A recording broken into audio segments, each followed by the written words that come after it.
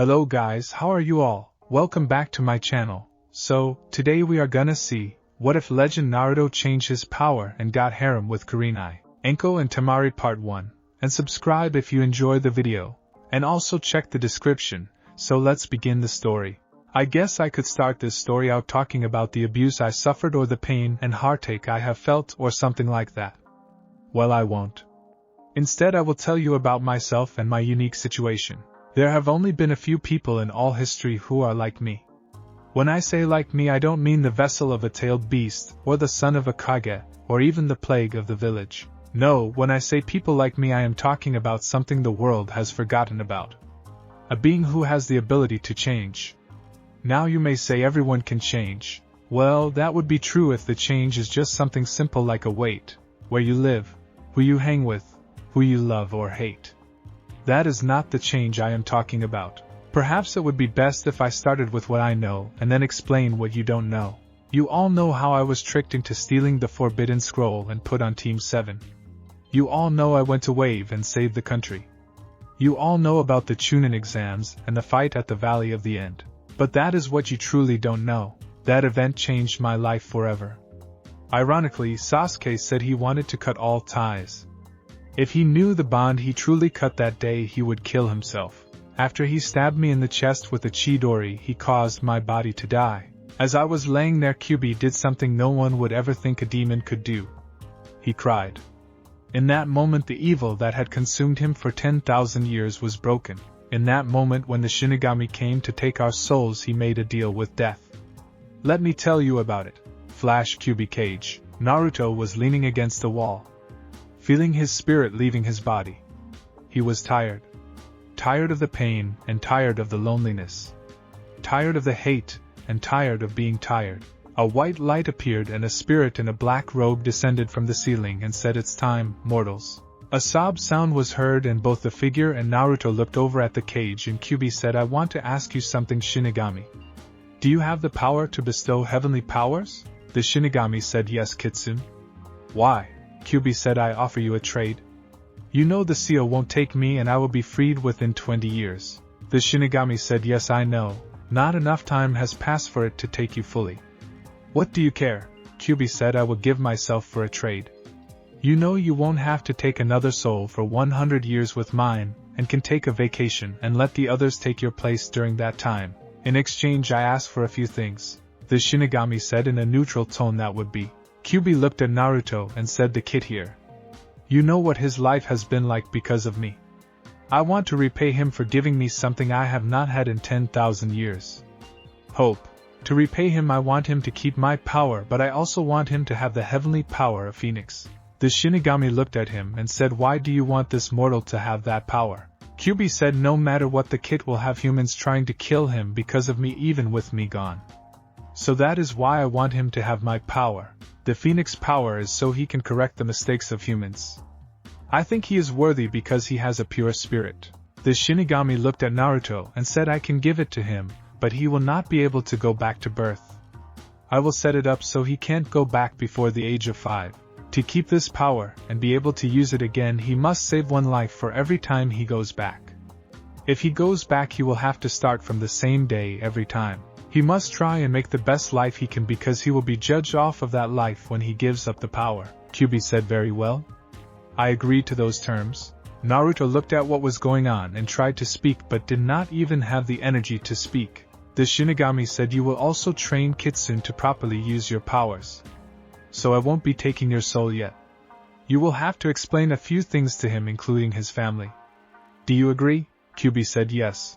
The Shinigami said, "Good," and drew his sword and walked to Naruto and stabbed him in the seal on his stomach and then pulled it out and said, "You will rise from the ashes of death to correct the wrongs you deem worthy to correct. You are now until the time you decide to release this power, the Phoenix." And placed the sword on Naruto's forehead, causing him to scream out in pain as an emblem of a phoenix appeared. The next thing Naruto saw was red flames, and he woke up in his apartment in his bed and was 5 years old. This day would be his focus point until he deemed his life worthy. I began my training under the Kyuubi and I learned some lessons, but I had yet to make it past the Valley of the End. The 3 times I have gone back today started my 4th time. Naruto blinked and sighed, looking up at the ceiling, and said, so it begins again. He got up out of bed and went through his morning ritual. He quickly got dressed in his hideous orange suit and left his apartment. First stop, the Hokage office. Naruto took about 30 minutes getting across town to make it to the tower, but not before pushing a civilian out of the way of a falling plant. He then snuck past the 2 guards at the mission room. He walked into the lobby of the Hokage's office and used the simple hinge to look like Asuma and said, is Dad in? To the secretary. She blinked and said, of course, Asuma. Go on in. Asuma nodded and said, you might want to hold his appointments. This is going to take a while. The secretary nodded and Asuma walked into the Hokage's office, and the third looked up, and after Asuma closed the door he said, who are you? Asuma chuckled and said, it's good to see you again, old man. Dropping the hinge and showing a 5-year-old Naruto. The third blinked and said, Naruto, what? He stopped as Naruto held up his hand. Naruto said, we need to talk, and if the council knew I was in here right now, Danzo would have his root member spy. That's why I hung out with your son.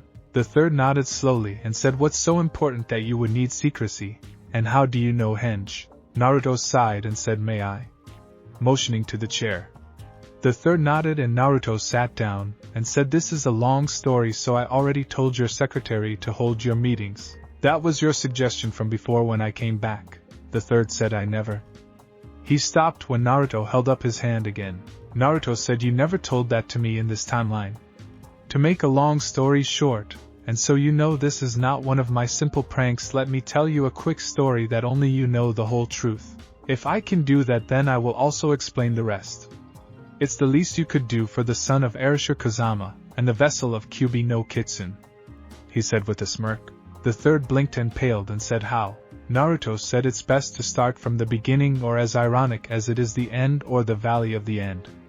I was dying from a Chidori from Sasuke Uchiha. I did not believe my teammate would actually do it, so I powered down my Rasengan, but with the cursed seal he had from Orochimaru and his desire for revenge against Itachi, he killed me. The Shinigami came to take my soul away, but Kyubi made a deal with the death god. Since he would be free after 20 years because we had not merged enough, he offered his soul freely if the Shinigami would do 2 things. One gave me all of Kyubi's powers, and the second gave me the heavenly power of the Phoenix. With that power, when I die, as long as I save 1 person in my life, I can go back again to this day and start over. This is my 4th time. The first time Danzo killed me, the second time Orochimaru killed me, this last time Itachi killed me, and so here I am again. I have all my knowledge from the future, but it won't matter that much as I change events. Even if you kill me now without believing me, I will start over again in a few minutes, because on my way here I already saved the life of 1 person, so I am guaranteed another chance, and the next time I won't trust you. The third said, so why do you need to see me then? Naruto said, my body is that of a 5-year-old. Even with Kyubi already changing it to make it stronger, it won't matter with what's to come. The third said, I thought you said the hand again. Naruto said, I told you that the Kyubi made the deal. The Shinigami said I would need guidance to use Kyubi's power, and also to explain things to me, so he is keeping me and Kyubi together for now. Kyubi is training me to use his chakra and also to alter my own body, so when he's not with me I can do it myself. And don't worry, I am not altering to be a demon or anything like that. It's just my healing ability, heightened senses, my bloodline and physical conditioning. The third looked at Naruto and said, bloodline? Naruto said, oh that's right, you don't know. Well, you will get a kicker out of this. I did when Bakun told me. Do you know what grandmother and grandfather are? The third said, actually, no I don't. Erasure never trusted me with knowing who his wife was, and as far as I know he was an orphan. Naruto said he was in an orphanage, but not because of his parents died. They are both alive and you actually know them. You watched them grow up, and Granny never told you she was pregnant because she was afraid to disappoint you, being her sensei and all. Naruto smirked as the wheels moved in the third's head and he paled. Naruto said she really should quit drinking and gambling. But if she did that, then her and grandfather never would have had dad. The third said, who was he? Naruto said, you have his book in your drawer under a genjutsu. The third chuckled, knowing exactly who then, and said, that is hard to believe that those two actually had a thing. Naruto said, from what I was told when I found out she was 15 at the time, and you had sent them on missions together after her brother died. They got drunk. She made a bet, and you can guess the rest. The third said, so what do you plan to do with this info you have? Naruto said, certain events have to happen and can't be stopped. No matter how much I wish they could. The third said, and they are?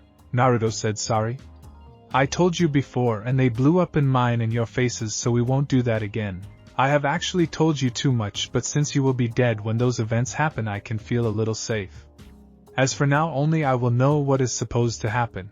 I would like to tell you everything, but if you intervene in the events or move too soon, then Danzo and the council will have the leverage they need to remove you and kill me. The third sighed and said, is there anything you could do? Naruto thought for a moment, and said, actually yes, but it will take time and I don't know how you can do it, but our ally Suna. Strengthen the bonds between our village. It will make things easier later, if you have to arrange a marriage. The Kazekage has 3 children, Temari, Kankuro and Gaara. The first 2 would be good for a political marriage maybe, but not Gaara. The third said, why not Gaara? Naruto said, he is a vessel also. The third paled and said, I was not aware of that. Naruto said, I had it bad, but he has it worse. The Kazekage actually brags about Gaara because he is Suna's secret weapon, so his seal is screwed up. The third said, why do you want us to ally with them? Naruto said, after his death things get better between us. If things are good then some things might change. The third said, I don't understand, but I will trust you for now. So what do you plan? Naruto said, I need to train my body and learn more skills.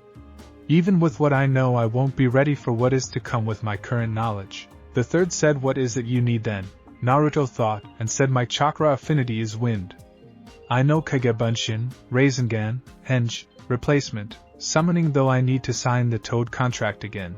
My taijutsu knowledge is good, but my body can't handle what I know yet. Kenjutsu is something I want to work on. Maybe I can get a new chakra control exercise beside tree climbing and water walking. That's my best skill. The first time I came back and died at 7. Then I died at 9, then I died at 12 again because I made Orochimaru afraid of me. The third said, well, I might be able to get you a Kenjutsu teacher and a chakra control exercise, but it will take time. Naruto nodded and said, is Anko in the village? The third paled and said, what would you want with her? Naruto said, I want her to teach me her fighting style. I know all about her and Orochimaru's past. The third said, she is, but I can't promise she will teach you. Naruto said, leave that to me. If you hear explosions from the forest of death, don't think anything about it. The third said, why is that? Naruto said, I need to get her to train me, so what's the best way to impress a sadistic, bloodthirsty nympho? The third said, do I want to know? Naruto said, you make her submit. The third said, but you are only 5. How can you make her submit? Naruto said, only physically, and Kyuubi can fix that. I am closer to 25 mentally. Also, you don't train under Ero Sennin for a total of 5 years and not learn a few things. The third said, I don't want to think about it. Naruto said, good. CYA. And started toward the door. The third said, don't you need some help? Naruto said, just work on getting the Kenjutsu and the chakra control exercise for me. Work on Suna also. I will work on the rest myself for now. And changed back to Asuma before walking out. The third sighed and said, I'm getting too old for this shit. Asuma walked back in and said, oh, before I forget. Do you know Kagebunshin? The third nodded and Naruto said, enjoy the paperwork, professor. And walked out. The third looked confused and asked why would he need to know if I knew Kagebunshin, and told me, damn it. And he hit his head on the table. He looked up at the Hokage monument, and said, you could have told me that's how you did it, Erasure. Naruto chuckled as he left the tower and cut down an alleyway still disguised as Asuma, and started to release the henge only to be pulled into a kiss from a very good-looking Kurenai. Naruto, making the most of the situation, returned the kiss, and took control of it before breaking the kiss and saying, you know, for someone who is the Genjutsu mistress of Konoha, you need to learn to detect a henge. And he started to walk away only to be pushed against the wall with a kunia to his neck. Kurenai looked at him, and said, who are you two, MPH? She was stopped by having the position switched, and having her lips engulfed into another passionate kiss. At first she tried to struggle, but after a few moments she gave into the lust and dropped the kunia, and closed her eyes, enjoying the moment. Suddenly the presence left her lips, and when she opened her eyes all she saw was Asuma smiling, and he said, age is not the only way to learn about love. Also, you don't have to always be afraid of being hurt. Enjoy your life, Sensei Harem.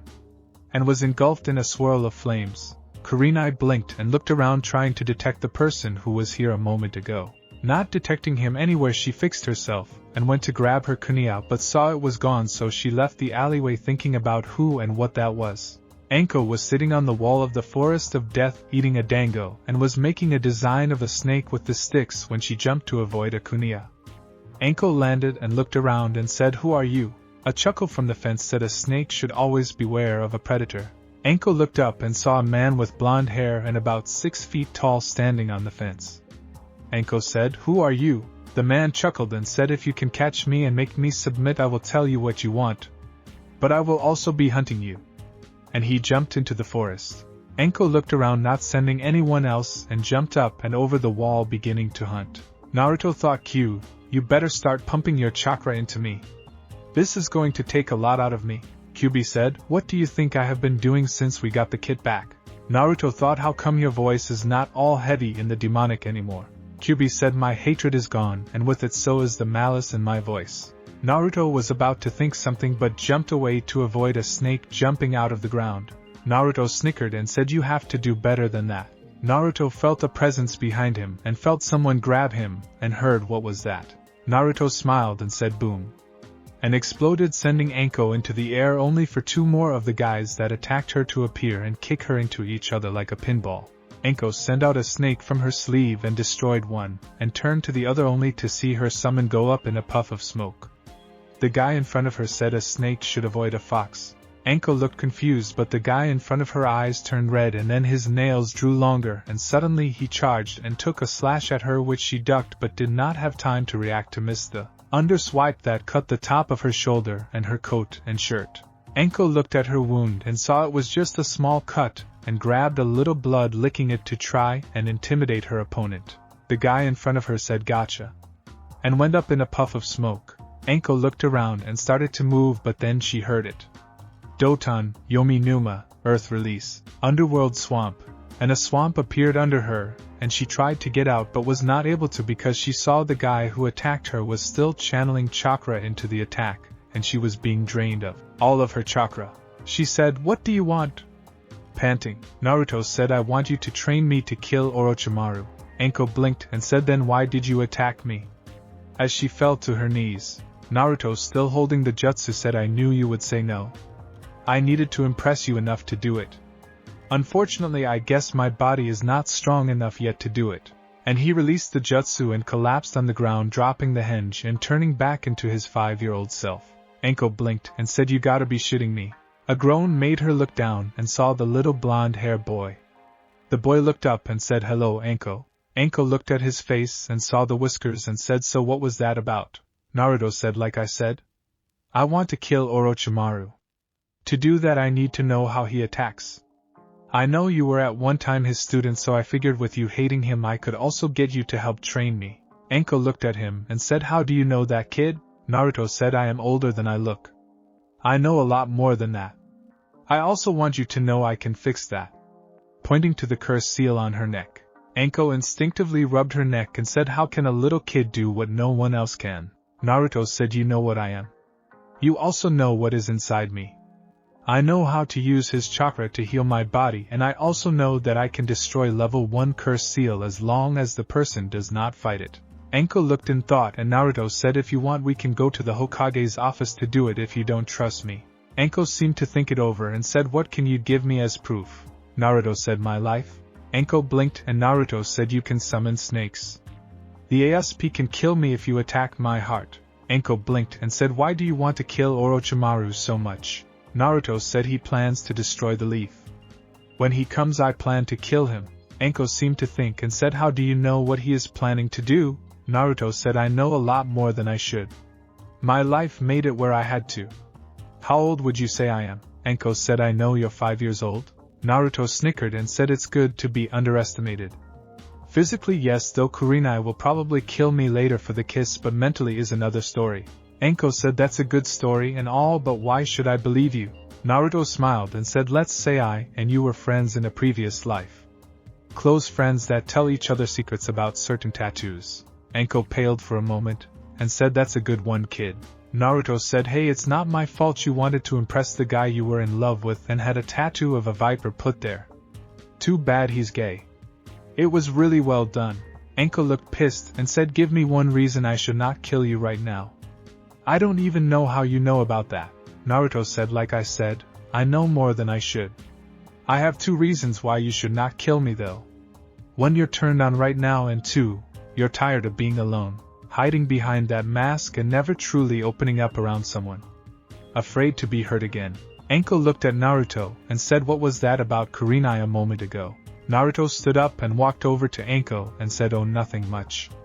She thought I was someone else and kissed me, and I did this, and grabbed her, hanging back into his tall blonde hinge before engulfing her lips in a passionate kiss, pressing her against the tree she was by and holding her there as he broke the kiss and jumped back and said, see you at the Hokage office.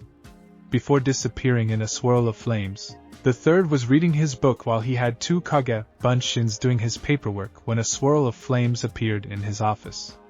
At first he thought he might be getting attacked until he saw Naruto. He blinked and Naruto held up his hand and started removing a finger starting with 5. When he got to the last one, a swirl of leaves appeared and Anko stood there looking like she was about to kill.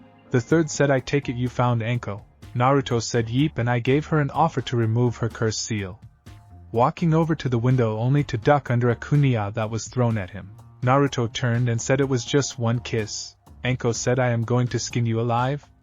And charged him only for him to duck under her swipe and grab her from behind, bending her backwards so she was level with his true height, and kiss her again on the lips. She fought back for a moment before giving in and returning the kiss for a second before she opened her eyes wide and broke the kiss as he stood her up. The reason she opened her eyes wide was because he put his tongue in her mouth. The third sweat dropped and giggled at the same time. Naruto, after standing her up, walked over to a chair and said, so, do you want that seal removed or not? Anko looked at him, trying to decide to kill him, or let him try, and then kill him. Naruto said in an impatient, just show me the damn seal already. I have other things I got to do today besides convince you to teach me. I need to find Kakashi, steal his book to get him to teach me misjutsu, piss off the civilians, buy me some weapons. Everyone in the office looked at him, sweat dropping. Anko blinked, the third blinked, the 2 clones blinked. Anko said, exactly who is this little shit? The third ignored her and said, how are you planning on buying weapons when you should not have any money? Naruto snickered and said, well, I have 3 ways to do it. 1, I can go to my family estates and open the vaults. 2, I could have you give me some money. Or 3, I could do this. Walking over to the picture of the yondaime, bit his thumb before putting it on the picture. The picture started to morph and change, and then suddenly a safe appeared and it opened. Naruto put his hand in and pulled out a few scrolls, looking at them, tossing one to the third and said, I got about $1 billion here to play with. Anko looked at the third and said, did I wake up in another universe or something? I need a drink. Naruto said, wait till I remove the seal and I will join you. The third sighed and said, after you remove her seal, will you leave me alone today? I feel like I need to retire or kill myself. Naruto said, you still have other things to work on to remember. The third sighed and said, I think I liked you before. Naruto sighed and said, I guess I am a little high-strung. Who wouldn't when your best friend and teammate tries to kill you? A man you try to stop from killing his family kills you. A man you respected as a grandfather being held down while his replacement kills you, and then the man who first ruined your life kills you for trying to save the friend that would later kill you. I'm a tired old man. As he walks over and sits on the windowsill looking at the Hokage mountain, Anko looked over at the third and he mouthed later. He looked at Naruto and said, try telling us about it, and maybe we can help. Naruto sighs and says, I already told you about the deal Kyuubi made with the Shinigami. When I came back the first time, I tried to do it by myself. I thought if I could stop Itachi from killing the Uchiha clan, his brother would not get in the head and betray the village after Orochimaru offers him power. I learned then that I was not strong enough to stop him. The next time I came back, I told you what happened, and you tried to help me stop the Uchiha massacre. The council used it as leverage to have you removed, and I tried to stop them, saying it was not your fault. Danzo had his root members hold you down, while he stabbed me through the heart. I came back again, and this time you had Jiraiya take me to train away from the village. We met Tsunade, and she did a blood test when I got hurt. It was that blood test that showed we were related and how it came about. I returned for team placement, and was placed on the same team again so I could save Sasuke when the time came. I also befriended Anko and Kurenai when it was shown that Kakashi was playing favorites. It was then Anko and I started to date. Anko talked Kurenai into having fun with us because her and Asuma were having trouble. I have a habit of breaking the odds. I learned Rasengan in a month. I could turn the demon of the Miss Zabuza into an ally. I can save a country. I could break the curse of the QB spirit. I could be with two women at the same time and make both happy, but I could not defend myself against S-class criminals. Naruto had tears in his eyes. He was still looking at the monument, and said, I don't know how Dad did it. To save a village by sacrificing his son. I guess that's the difference between us, Dad. You were willing to give everything to do it. Somehow I must do the same. I wish you were here to guide me, Dad. Starting over but dying knowing you failed is even worse. The third said, Naruto, what is it you hope to do? Naruto sighed and said, my first life all I wanted was to be Hokage. To show the village I was not the demon they thought I was. For 12 years I did not know why they hated me. It took 12 years, but I finally started making friends. It was one of the first I thought of as a friend that was my downfall. I thought if I could save him then I would not have to lose my friends again and fail them. I then tried another way to save him by taking out the source of his betrayal, Orochimaru. I don't know what to say or do anymore, old man. I figured since I remember everything I learn I can get strong enough to stop him. Not to mention that damn group Itachi goes with 9 S-class criminals after me, so I need to be strong enough to stop them also. The third sat quiet for a moment, and Anko said, why do you care for this friend of yours so much anyways? Naruto said, even though he acted like he hated me and called me an idiot, and made fun of me all the time, had the attention of everyone, he was also the first beside the old man here who actually accepted me somewhat. Anko said, so you want to save him for accepting you, but he treated you like shit. Perhaps you are an idiot. If I was able to do what you claim you could, I would learn everything I could and then I would start over and show all the idiots that you are actually better than them, but hey, that's just me. Naruto looked at her and said, perhaps you're right. What do you think, old man? The third thought for a moment, and said, is there a limit to how many times you can come back? Naruto said, as long as I save one life each time, no, unless I give up this power. Why? The third was silent for a moment, and said, how strong would you need to be to take out Orochimaru and those S-class criminals? Naruto thought for a moment, and said Orochimaru when he was with them was the weakest, and he killed 2 Kages in less than a month. I would need to be stronger than a Kage. Anko said, what about with your demon chakra you used when fighting me? Naruto said, it's a double-edged sword. By the time I would have to fight Orochimaru, I would only be able to use at most 3 taels worth of power. If he uses that damn 5-star seal on me, that option is useless again. The third said, I have a plan that could work, but it would take a lot of time. Fortunately, that is something you have a lot of, Naruto.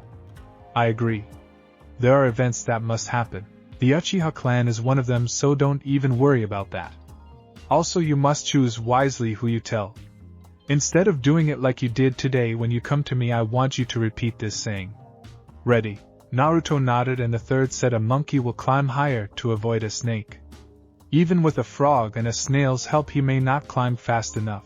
A fox can kill a snake, but only with the strength of a snail, the agility of a frog, and the wisdom of a monkey. Naruto thought for a moment, and said, I get that one. Using the summons as a reference. What is your plan, old man? The third thought for a moment, and said, your plan for Suna is a good one, but that is a bonus. Getting stronger would be wise, and to be Kage level you would have to be trained in everything. It could take a long time to do this. Do you understand this, Naruto? Naruto nodded and said, so get stronger and strengthen the bonds between us and Suna. What else? The third thought for a moment, and looked at Anko, said, well, as luck would have it, you also will have the dream of every man. Anko narrowed her eyes and said, what do you mean? The third chuckled and said, when you plan to make your move you will need to work on restoring your clan Kazama. Anko blinked and said, Kazama as in? Naruto said, yes, Erasure Kazama the Yandame was my father. Anko said, I thought you were losing your mind, kid. Naruto sighed and said, so get multiple wives. What else? The third thought for a moment and said, since you said the 5-star seal you must have had some run-in with it, so you need to learn sealing, kenjutsu, ninjutsu, taijutsu, genjutsu, strategy, stealth, medical jutsu, as well as other aspects of your life. You must learn to be a ladies' man. Learn about each of the women you want to marry. Also, you will need to leave this village and go to others to learn their village secrets. Find out who is Orochimaru's allies and also anything you can about them as well. Naruto said, anywhere you think I should start first. The third thought and said, what is your worst? Naruto snickered and said, genjutsu. The third thought and said, okay, good place to start. Naruto said, when do we begin? Anko said, what have we done? Naruto woke up in his bed and looked at the roof and said, I really hate those tiles. As he got ready for the day, heading for the Hokage Tower. On his way, he shoved a guy out of the way and quickly walked into the office, not even hanging. A couple of guards tried to stop him along with the secretary. Not a good idea. Naruto placed the genjutsu on all three, making them think they were in one of Jiraiya fantasies. When Naruto walked in, the third looked up and said, Naruto, what can I do for you today? With a smile on his face, Naruto walked over and sat down, putting his feet on the desk, and said, I have something to say, and then we can talk. A monkey will climb higher to avoid a snake. Even with a frog and a snail's help, he may not climb fast enough. A fox can kill a snake, but only with the strength of a snail, the agility of a frog, and the wisdom of a monkey. The third blinked and said, who are you? Naruto looked at the ceiling and said, Naruto Kazama. The third sat back in his seat and said, so tell me, Naruto, what's going on? Naruto said, it's time to start action. I have lived more lifetimes than I care to count. If you added all my years together, I would give the fox a good run for his money and age. I won't tell you why or how, just know that you might want to let everyone know who I really am. Kyuubi's dead though, so don't feel bad about it. The third blinked and said, can I see the seal? Naruto snickered and raised his shirt, saying, what seal? The third said, how strong are you? Naruto thought for a moment and said, more than enough for what I need to do. The third said, so what do you plan to do? Naruto said, how are things between Suna and Konoha? The third said, strained, why? Naruto said, he has a daughter named Temari. Arrange a marriage with her and the son of a Kage. The third said, why would I do that? Naruto said, once the council finds out who I really am and my bloodline added to the fact Kyuubi's dead, they will jump at the chance to initiate the clan resurrection laws. The third thought for a moment and said, what bloodline? Naruto said, give me a moment and I will activate it and show you. And closed his eyes, and the third felt Naruto's chakra go up and after a moment died down. Naruto then started forming Hansel and walked to a plant on the side of the room and said growth, and a plant suddenly grew 3 feet tall. Naruto turned and said, long story short, Dad is not the only Kage blood I have. The third blinked and said, I think that this might be a good idea. But what do you plan to do? Naruto said, I don't want you to make it public knowledge of who I really am yet. The third blinked and said, why? Naruto said, I want to prove some stuff to people. I also need some others to underestimate me and those who think I'm Kyuubi to still hate me, so when the time comes I can stop them. Until then I want you to keep it a secret. The third said, what exactly are you going to do? Naruto said, train my body. The third said, what exactly does Orochimaru have to do with Naruto? Naruto said, when the time gets closer, my friend, you will know. I can't tell you without screwing things up too much. Oh, keep everyone but Anko away from the forest of death. As he headed toward the door, the third said, why, Naruto? You got to give me something. Naruto said, I'm going to live there. As for giving you something, how would you like to spend more time with your grandson? The third said, I would love to buy. Naruto looked at him and said, enjoy your life, my old friend. Use Kage Bunshins to do paperwork and have a good life. I will try to stay out of your way and not cause trouble for you until it's time. The third said, Naruto? What do you plan to do? Naruto said, I will be training. The day my age group is supposed to take the finals for the Genin test puts me as a new student. I will be back then. It will look like I am gone until then. The third said, Naruto, wait. I'm sorry.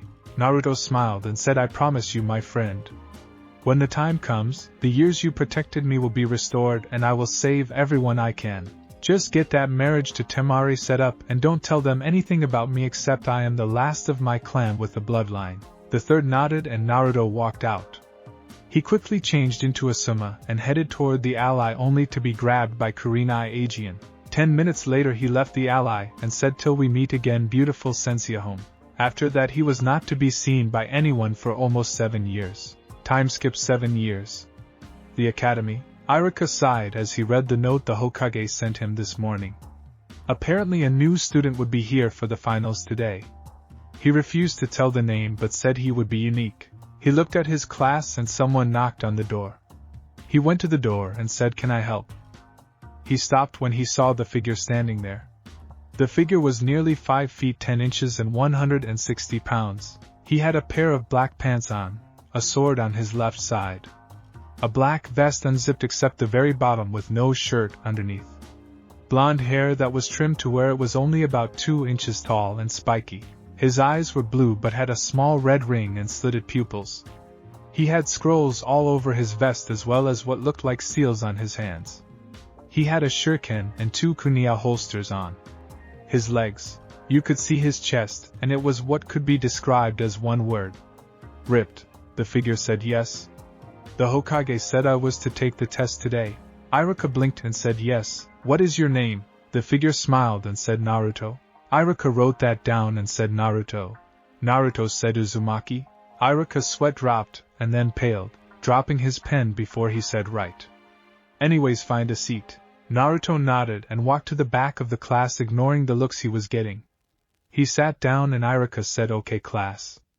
To become a ninja you must pass this test to show you are ready. When I call your name please come to the other room to test." And so they started to take the test, and then it finally came to Naruto's turn. Naruto walked into the room and Mizuki said, "Don't I know you from somewhere, kid?" Naruto looked at Mizuki, who was away from Iruka, and channeled chakra into his eyes and changed color to red and then disappeared, returning to normal, and said, "I've been around." With a smile, Mizuki pointed his finger, and Naruto said, "So what's the test?" Iruka saw Mizuki pointing but did not know why and said, "Do at least 2 bunshin." Naruto said, "Can it be any kind?" Iruka said, "Sure." Naruto just nodded and 5 kage bunshin, and Iruka blinked, and said, "You did not use hand seals." Naruto said nope and grabbed a headband before leaving to join the others. After he was gone, Iruka said, "What's wrong with you, Mizuki?" Mizuki said, "It's the Kyuubi brat." Iruka said, "I know it's him, but why are you freaking out?" Mizuki said, "I know what I saw. It's him. Kyuubi." Iruka sighed and said, "I think you are crazy or something. I mean, it's been 12 years and nobody has died, and I am giving him the benefit of the doubt. Besides, the Hokage knows he's here. Why else would he tell us he was arriving?" Mizuki said he was waiting to kill us. Now he's back and I am sure he is ready to do it. Iruka sighed and said, "We can't do anything about it now. Let's finish our job." Mizuki sighed and then followed Iruka to class. When they got there, Iruka said, "Well done. All of you who pass come tomorrow to be assigned to your team," and started to leave. Naruto waited until everyone left, then he left in a swirl of flames. In the Hokage office, the third was sitting looking at the people he chose to be senseis for this year's Genin. Asuma, Kurenai, Kakashi. The third sighed and started to say something when a swirl of flames appeared in his office, and everyone jumped back, never seeing someone arrive like that, and the figure standing there said, "Thanks, old man, for keeping the place going. I am back." The third chuckled and said, "Welcome back. It's been too long, Naruto." Naruto looked at the ones there and said, "You ready for the real fun to begin, old man? We have less than 6 months before the village will be attacked." Everyone in the room tensed, and the third sighed and said, "So you ready to talk?" Naruto sighed and said, "It's good to see you all again, Kakashi, Asuma, Kurenai." Everyone looked confused, and Naruto went to the window and said, "Can you get a Biki and Anko? When they get here I will tell them everything." The third nodded and ordered the 2 to come. While they were waiting, Kakashi said, "How do you know who we are?" Naruto said, "Sharingan Hatake Kakashi, Jounin, student of Arashir Kazama. Said to have copied over 1,000 jutsu. Only the original jutsu, the Chidori, hurts like a bitch, summons dogs. Asuma Saratobi, son of the third Hokage. Wind manipulator and one of the Fire Lord temple guards. Specialty trench knives and hand-to-hand combat. Yohi Kurenai, Ice Queen of Konoha and a great kisser, Genjutsu mistress. Favorite attack is the Tree Bind of Death. Age 20. Favorite color is blue and my favorite flowers are jasmines. Has a birthmark on her right butt cheek. Previous relationships are with Asuma and Anton. Both ended, but you still date Asuma every now and then when you get lonely but hate his smoking. Kurenai was bright red and Kakashi and Asuma both were giggling. Just then both Ibiki and Anko arrived and Naruto turned to them and said, Ibiki, head of interrogation and torture dives Ion of ABNU, specialty, mental torture. Brother Idate who went missing when he was tricked into stealing the Raijan by AOA. Current location. T Country. Anko, apprentice of Orochimaru, summons snakes, and has a cursed seal of earth on her neck. Makes everyone think she has a blood fetish, but it's a self-defense to intimidate people. Also a great kisser. Has a tattoo that no one besides her and the person who put it on has seen. It is actually a really well done one. And he dodges a kunia. The third chuckled and Anko said, okay kid, I don't know who you are and how you know this stuff about us, but you are going to tell us now or I will kill you myself. Naruto chuckled and said, I'm sure all of you have basically the same thought in your mind. Don't worry, I will tell you now. Old man, this is for only those in this room, got it? The third nodded and said, as some of you might be able to guess by the marks on my face, I am Naruto Uzumaki, but actually that's not right, is it, old man? The third sighed and said, no. Naruto said, Kakashi, you more than anyone in this village should have been able to tell who I really was. Kakashi said, why is that, Naruto? Naruto said, I'm hurt. You would think my own godfather would know me. Kakashi blinked and looked at Naruto for a moment, and then his eye got as big as a silver dollar, and he looked at the third and said, you told me he was dead. This got everyone's attention. Asuma said, what are you talking about? Naruto said, look at the picture behind you, Asuma. Everyone turned and looked at the picture, and then back at Naruto. Ibiki chuckled and then laughed hard and said, are you saying that? Naruto said, Kazama, Naruto Kazama. As everyone got it, they gasped in disbelief. Naruto said, okay, now that the minor stuff is out of the way, we have a war to prepare for. Old man, did you get Suna like I asked? The third nodded and said yes. It cost us some, but I got her for you. I still don't know why though. Naruto said, as you all know, the Chunin exams will be held in Konoha this year. During the exams, as long as I have not changed things too much, but with not stopping the Uchiha massacre and my disappearance 7 years ago, everything is pretty much the same. During the exams, Orochimaru himself will infiltrate the village and attack Team 7 under Kakashi and give Uchiha Sasuke a cursed seal of heaven. When the finals of the exam arrive, the Sound Village, which Orochimaru is the Otokage of, will attack. Originally it was with the help of Suna. If I did not stop the Kazekage's Sungara, we would have lost that battle. Ibiki said, how do you know all of this, and how come you talk in the past tense? Naruto said, originally at the end of the battle the third was dead.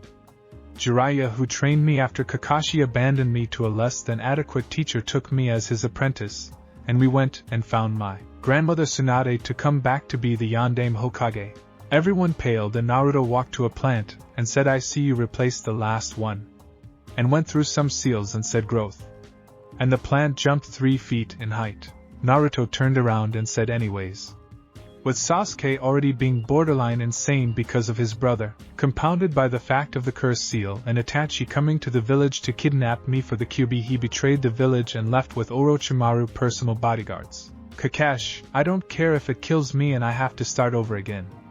You teach that little Chidori again, I will shove a futon raisin shuriken up your ass. Asuma said, what is that attack? Naruto said, the final form of a Rasengan. Kakashi fell to the ground and said, impossible. Naruto said, not for me. It's a Rasengan with wind manipulation added to it. Anyways, long story short, Sasuke killed me with Chidori. Shinigami came to take me, but because Kyuubi had not been in my body long enough, he would have been back in 20 years. Kakashi said, but the seal? Naruto stopped him and said, was designed to give me all of Kyuubi's power over my lifetime.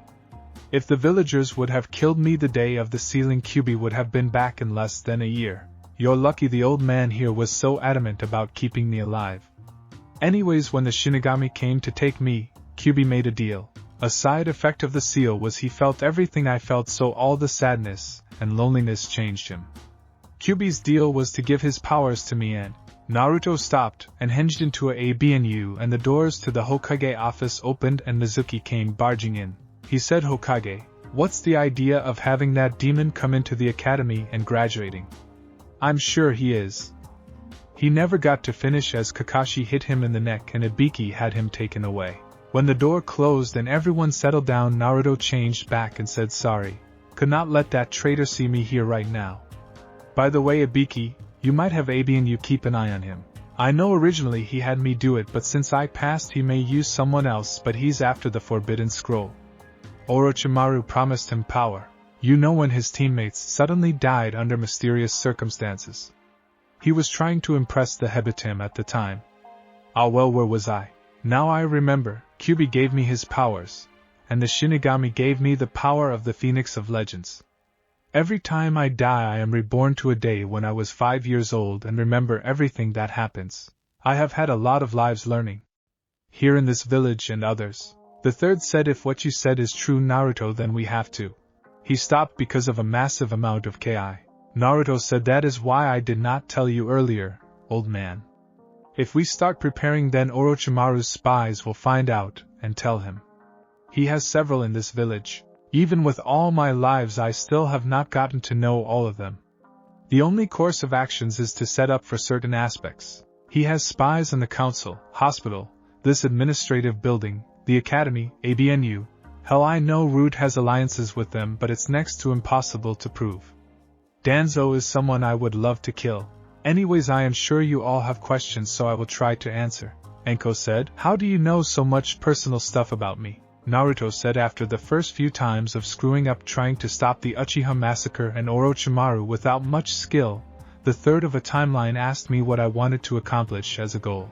I told my goal at the time, and the you of the time, because I wanted you to train me in the serpent style, told me I should work toward a life that would make me happy. After I found out who my family was, the third said, after I stopped Orochimaru and some others, that I would have to revive my clan with multiple wives. He said a side mission should be getting to know the real women who I might someday like to have in my life. One of my lives I helped you in Kurenai emotionally, and we dated some. Asuma said, it sounds more dated. Naruto said, relax. I may know details of both the lovely ladies here, but I have never been past kissing. I refused to go past that point until I actually got married. The reason I know about those embarrassing details is that you should not drink with someone who can't get drunk. Kurenai said, so you know about my birthmark because I got drunk and told you about it. Naruto said, actually no. You got drunk after Asuma was killed and you went into labor and I had to deliver it. That's how I know about your birthmark. Anko said, what about me? Naruto shivered and said, I know things about you that would make Orochimaru blush if he could and was not gay. The answer is you wanted to kill me for stealing your dango, and I learned a new variation of the hidden snake dance. Anko said, really? Naruto said, all I will tell you is that it involved 10 snakes. A pair of white panties and dying with a smile on my face. Anko said, I don't own white panties. Naruto said, whoever said it was your panties. You tied me upside down with your snakes in the female ABNU dressing room, but made me watch you and another woman change for 9 hours. I had so many nosebleeds in that room that my regenerative abilities finally gave out and died from blood loss. Kakashi said, amateur. Naruto did a sign and said harem jutsu.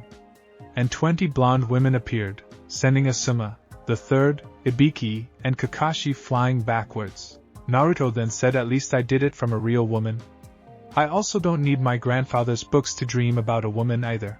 Naruto looked at the 2 women and suddenly realized that was not the best move. The only thing keeping them from killing him was the other men. Anko smiled evilly and Kurenai said so. You think that you could make us some of your wives, huh? Naruto changed into Asuma and said, sure, sensei home. And changed back. Kurenai stopped in her tracks and stared blankly and said, that was you. Naruto said, you should check for a henge before grabbing guys in alleyways.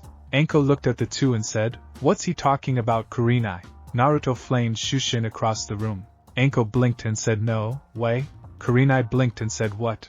Anko said, you remember me talking about the guy in the Forest of Death?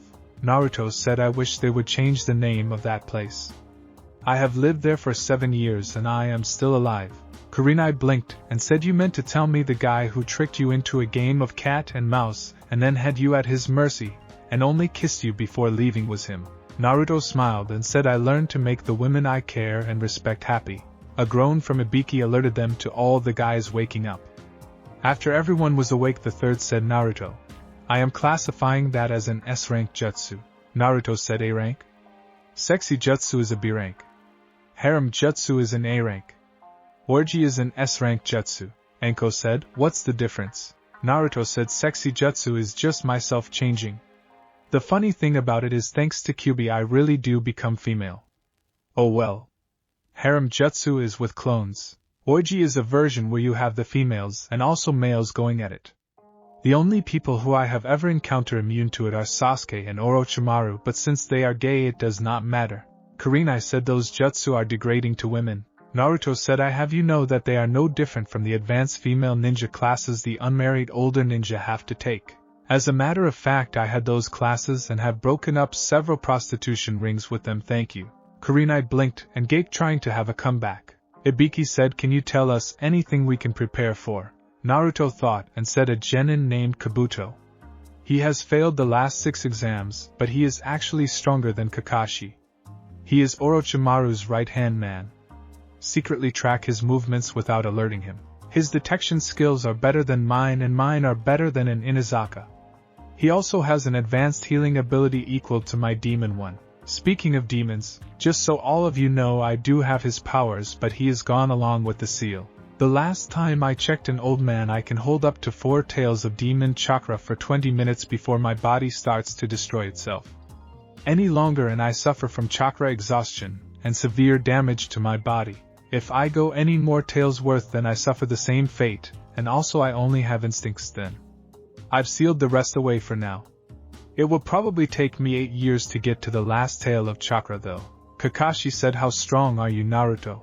Naruto said, with or without all the restrictions I have on. Asuma said, explain. Naruto said, I have gravity seals, chakra seals, physical weights, chakra weights. The sword on my side has about 1 tail's worth of chakra sealed in it that I can draw in battle if I need to. Everyone paled and the third said, how strong are you with the restriction? Naruto said I could take on Jiraiya and win. Everyone paled even more and Kakashi said without. Naruto said with a straight face and no emotions the entire Leaf Village will win without using Hiraishin no Jutsu. The third finally regained his color after a few moments, and said how many Jutsu do you know about Naruto? Naruto closed his eyes and said 2000 Katon, 1300 Raiton, 900 Doton, 5000 Suiton, 1200 Futon, 600 Medical and 400 Kenjutsu. Not including the 40 styles of Taijutsu, and the 25 Kenjutsu styles I know. I can open all 9 of the gates also. If this chance fails when I go on the mission to Snow Country I might go to the hidden village there and learn some snow and ice jutsu. I have mastered my wind affinity as well as my Suiton and Doton affinity. Until I had activated my bloodline I was limited to wind only. I know and can use Katon and Raiton jutsu but they eat my chakra badly. Kakashi said 9, but there are only 8 gates. Naruto said in normal people yes. I was once a demon vessel so all the demon chakra I have in my body comes through the 9th gate. If I use it I have unlimited chakra, however I would destroy my body in a few minutes as I can't shut it off fast enough to save my life. Kurenai said, how's your genjutsu skills? Naruto said I can use 10 genjutsu. No matter how much I try, that is my true weakness. I can detect them as long as they are not super weak ones. I can't cancel them by stopping my chakra. I can stop them with pain or using powering up chakra. Only problem is if I pulse my chakra I will cancel all genjutsu in a 1-mile radius, both ally and enemy. At least I can fight Itachi's Sharingan now. Kakashi said, what do you mean? Naruto said you know how he has the last level and how you have to kill your best friend to get it. When Kyuubi was teaching me to use his chakra he taught me to manipulate my body with his chakra. Having been hit with that damn genjutsu of the Sharingans enough times I can fight him in it so instead of him controlling everything that happens in it we fight for dominance. Sadly of the last 20 times we fought in it I only beat him 5 times. Maybe this will be 6. The third was rubbing his temple and said okay, so what are you planning on doing? It's obvious you are Sannin and probably Kage level. Naruto said what I am going to do is advance in the ranks normally. Get some friends. Try to save everyone I care about. Kill Orochimaru. Stop 9 S-class criminals, save 5 countries and settle down and have a family. Everyone looked at him like he was crazy. Naruto said what?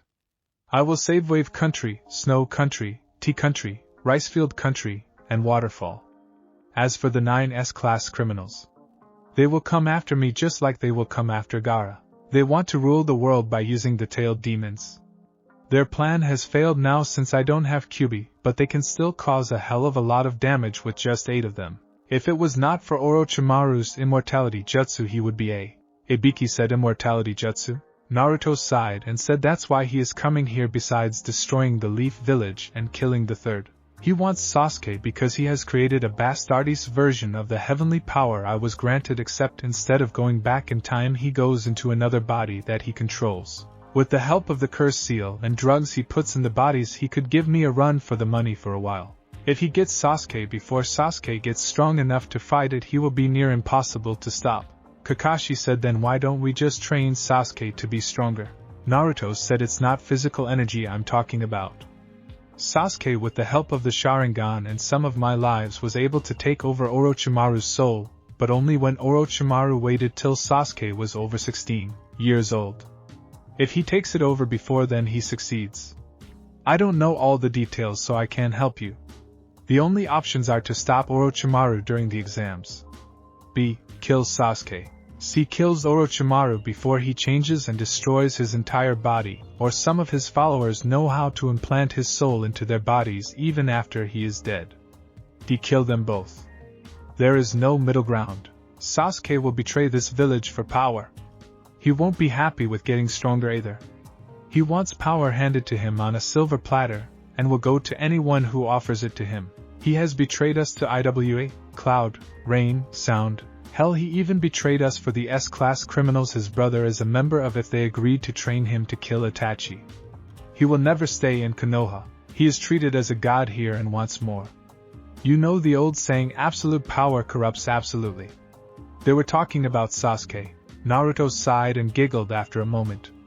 Kurenai said, what's so funny? Naruto said, I just remembered. Danzo revolted in one of my lives and held Tsunade, who was the Kage, as a prisoner by holding her assistant Shizen hostage. He forced her to have me banished from Konoha for breaking Sasuke pinky when we brought him back to Konoha once. 5 of our ninja died, 27 wounded, and because I broke his pinky when I threw him on the ground on the council chamber's floor, they had me banished. Ironic. I wonder how much those S are going to ruin this life. Anko said, sounds like you got everything planned out. What's with the Suna thing? Naruto sighed and said, like I told you originally, Suna joined Sound in attacking us. Suna did not know about me and Jiraiya teaching me to summon Gambunta and the power of Kyubi. If they had, they would have had Gaara kill me quickly. Ibiki said, you mentioned him a lot? Exactly who he is. Naruto said, a living weapon, or at least that's what his father wanted when he did it. The third said, what are you talking about, Naruto? Naruto said, you all know how I was used for honorable reasons to save the village, right? Gaara was not as lucky. One of the council somehow got an urn that had the soul of a crazy monk, and the one-tailed sand demon Shikaka sealed in it. The Kazekage had the demon and monk sealed into Gaara while he was still in his mother's womb. When she gave birth to Gaara, it killed her. Unlike me, who was somewhat hidden from the kids here, the Kazekage had made it common knowledge what Gaara was. The Sand's personal weapon. Sadly, living nearly 12 years with maybe a day of sleep in your life does not make you a good person. His mission was to kill Sasuke and then destroy the Leaf when they attacked. Sasuke wounded him with the Chidori, but all it really did was piss him off. I was able to beat him outside of the village, but Sasuke was given credit. Who wants to see the plague of the village as a hero? The third thought for a moment, and said, then why did you want to arrange marriage to strengthen ties between us? Naruto said, Orochimaru will kill the Kazekage one way or another and impersonate him here during the finals. It's too much of a convenience to be by you during the attack. After everything calms down and Gaara loses to me, he becomes the new Kazekage of the Sand. I am one of the only people he would ever trust after that. Temari is his older sister, and she is one of 3 people he cares truly about. Kankuro, his brother, and me are the others. I plan to fix Gaara's seal when I see him to get rid of Shikaka's influence on him. That will make him more friendly with me, and with Temari being engaged to me, he will respect the Leaf since I am from the Leaf. Temari is also a nice woman, and the only people who would date her are either trying to up to Gaara or just want to use her.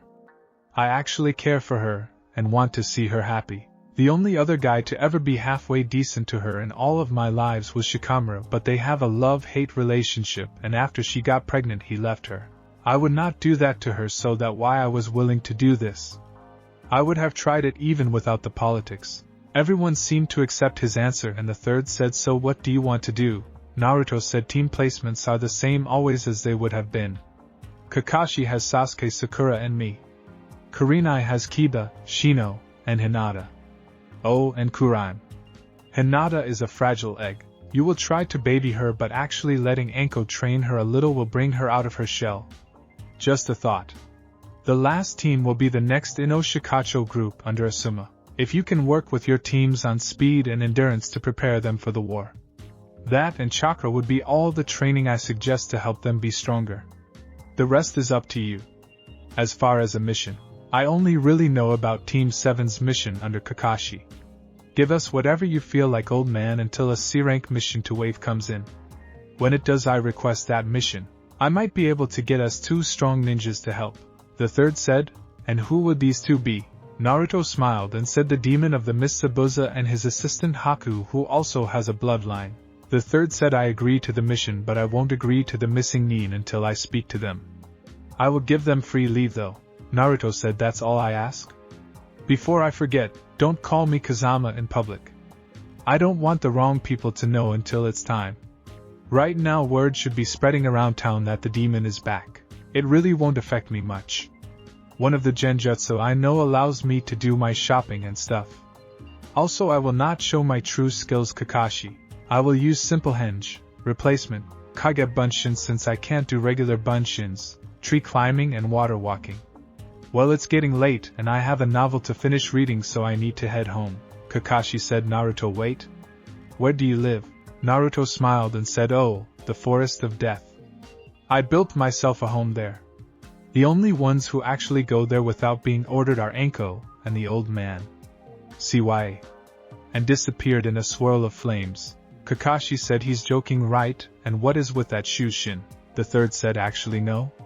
When he came to me at the age of 5 and told me about coming back, he asked me to keep everyone but Anko out of there. He really does live there. As for the Shushin, I don't know. Anko said, I just got a new hobby. Kurenai said, what's that? Anko said, he has lived there for 7 years and I only encountered him one time in all those years. I am going to find him and his home. The third said, I can help a little. I know it's not in the South Quadrant. I checked it myself looking for him after the Uchiha massacre. Anko said, I also know he's not in the East Quadrant also. That means I have 10 square miles to look for him in. Kurenai said, when you find it, let me know. I want to see it. With an evil look in her eye, Asuma leaned over and said, I have not seen that look for 7 years now since she came and asked me about calling her Senseiheim. Ibiki said, well, I got some abnu to order around. I got the feeling I am going to have some people to have fun. I mean torture soon. As he left, Kakashi looked at the third and said, is he really related to the Sanins? The third said truthfully, I don't know, but with that bloodline I say it's a good chance he's related to one of them. Kakashi nodded and said, I am going to have fun with this team. Before leaving in a swirl of leaves, Asuma said, you know, when Tsunade finds out about him, if she is related to her, you're dead right. The third said, at least thanks to Naruto the last 7 years have been good. Asuma looked confused and said, what do you mean? The third chuckled and said, he told me how to do all my paperwork in a fraction of the time. Asuma said, really, how? The third said, kage bunshin? Asuma face faulted and after picking himself up said, that's so simple, I wonder how you never thought of that before. The third said, rub it in, why don't you? Asuma laughed and left. The third sighed and said, so what do you both want? Kurenai said, answers. The third sighed and said, I'm getting too old for this shit. Very well. I will answer what I can. Both women nodded, and so into the night the interrogation went. In the Forest of Death a certain blind sneezed every few moments. The next day at the academy everyone was sitting in class waiting for Irika to come in. Each person was doing their own thing. Some were interested in others. Most of the fangirls in class were busy looking at 2 people. Sasuke and Naruto. Sasuke because he is the last Uchiha, and Naruto because he is a mystery and had the whole badass swordsman look about himself. It helped the fact that he was a badass swordsman, but no one actually knew that. Today his look is different than before. Today he had a black pants and his sword and a black vest unbuttoned with no shirt underneath but a blue sash around his waist to cover where the seal was supposed to be. He had a black wrist guard on each hand and the seals were still on each hand. Think Vaughn from Final Fantasy XII. Sasuke was looking at Naruto from the corner of his eye every time his fangirls looked away for a second. I would go into his thoughts, but since they are a broken record I will only play them once. I must get stronger to kill him. I am an Avenger. No one is better than an Uchiha. I bet he is a weak, cute ass. Okay, I need to stop there. Sasuke's mental thoughts on Naruto are disturbing after that. Naruto was sitting in the back of the class and was eyeing each of the rookie 9. They did not know it though. Why do you ask? He had on a pair of black pilot-style sunglasses. If you looked at his eyes all you could see was your reflection, which made his new fan club think he was looking at him. Naruto was mentally evaluating each of his friends.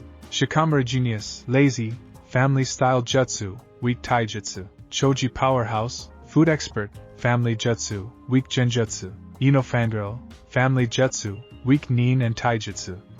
Nice body, lousy kisser.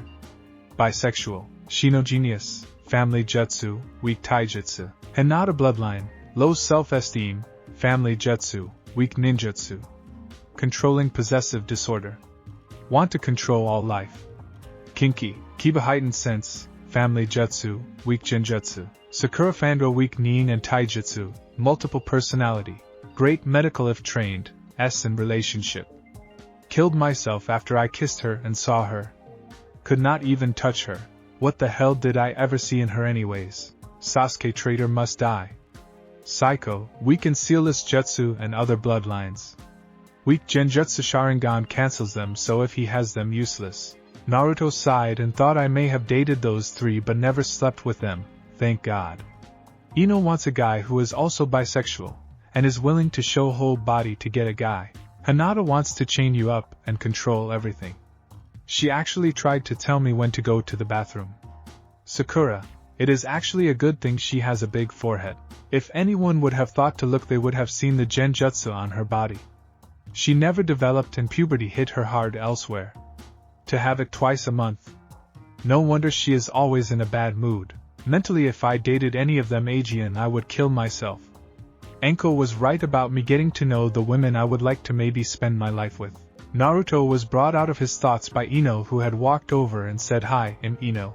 Naruto thought of something and said, "Ino, even though I just met you, I bet you I can tell you almost everything about you.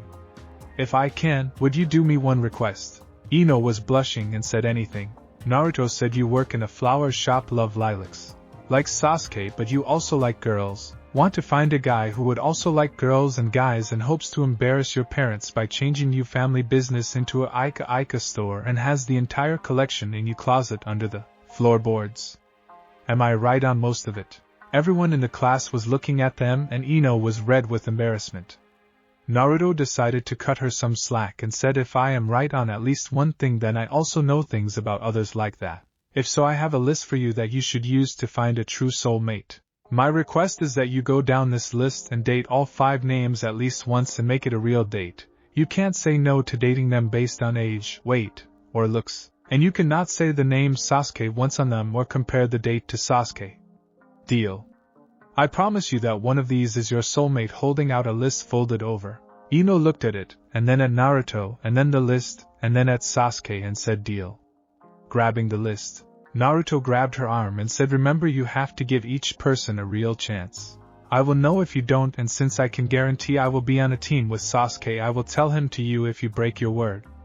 If you really like him, then you don't want him thinking you're a liar," and released her, making her walk over and sit down. Shikamaru said that was troublesome. You set her in a perfect trap and never met her before. I bet you even set her up with the biggest losers there are. It's so troublesome. Ino walked over and said in a stuttering voice, "Shikamaru, I was wondering, would you go with me tonight on a date?" Shikamaru's eyes got as big as a silver dollar, and then returned to being lazy, and he looked at Naruto, and said, "I would hate you, but it is too troublesome to actually think of getting revenge. Yes, Ino, I will pick you up at 6. Sakura had her mouth hanging open and said, "Take that, Inapig. Love conquers all." A vein appeared on Naruto's head and said, "Quick, trying to make yourself look good, Sakura. Inner Sakura will hound you if you don't have a date later." Ino looked at Naruto, wondering what he meant. Sakura was pale and sat down, leaving everyone to wonder what he was talking about.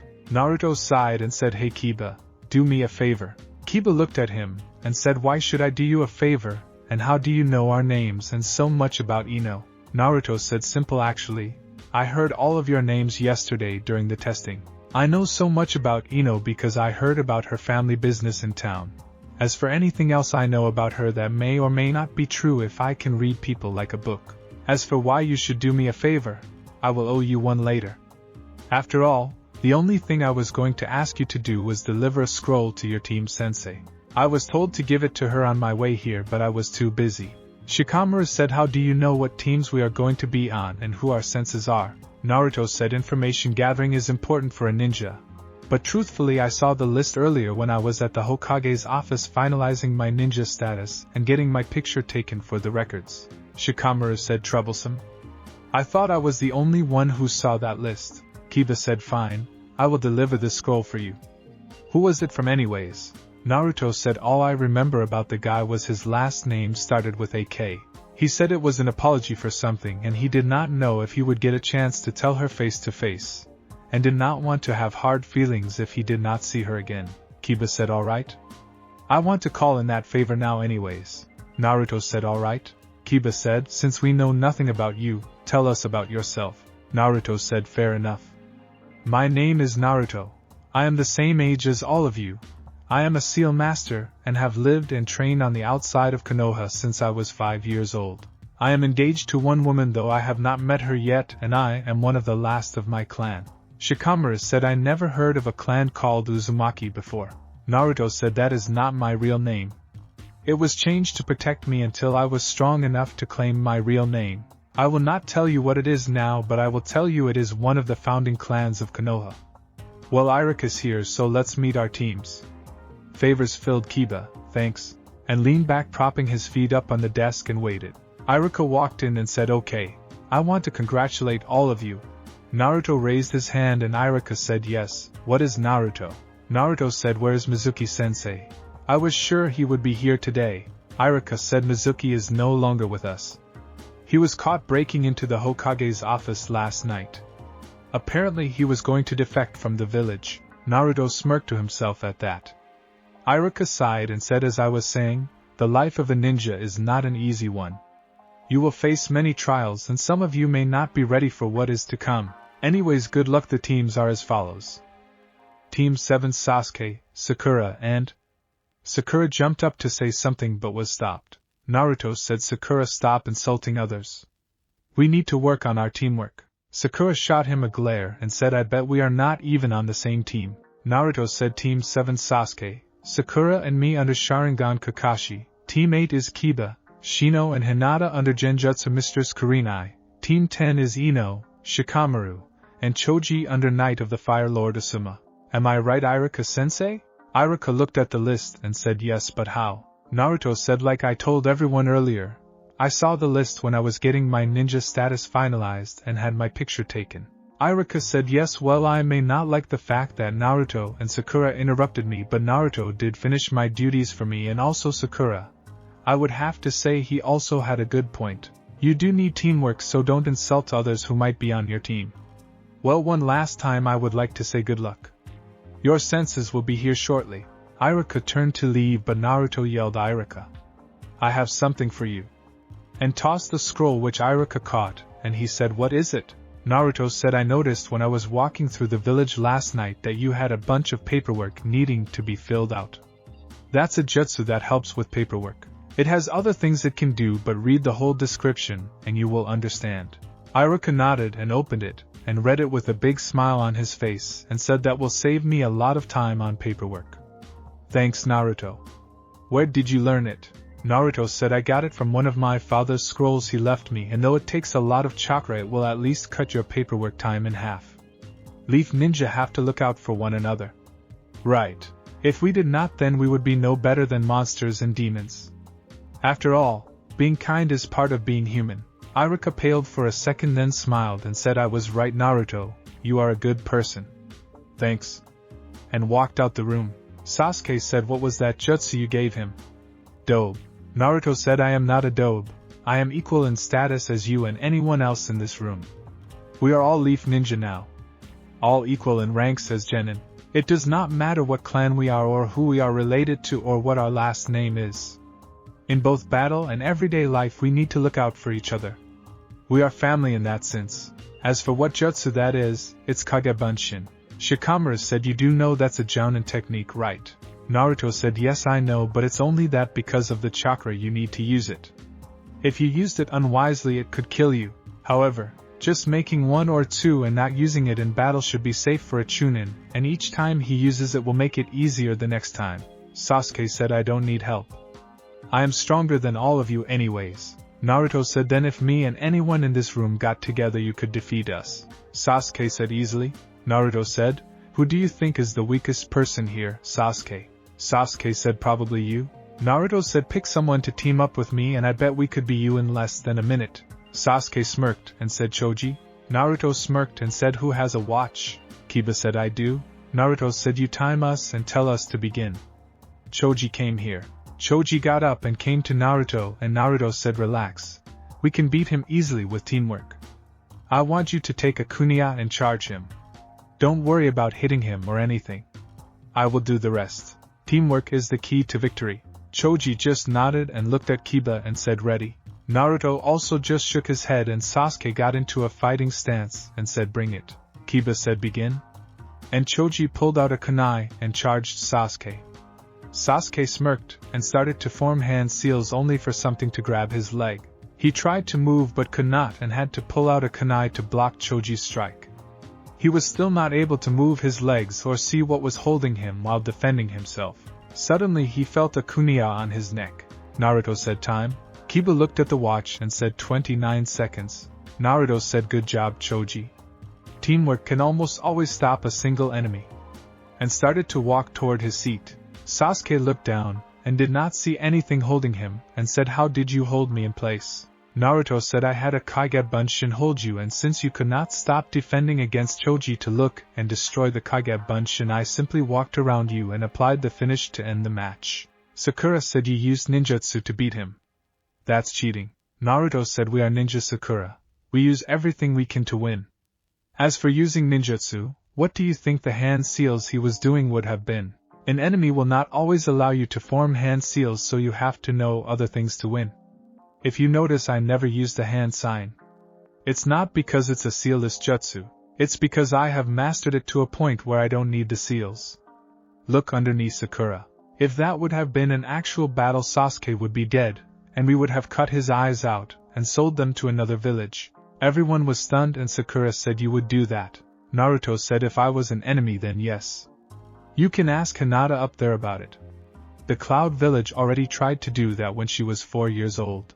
An enemy does not care who you are or where you were in the class, whether you are the rookie of the year or the dead last. All they care about is killing you and completing their mission to get paid.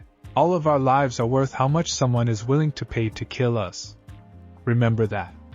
And he sat down.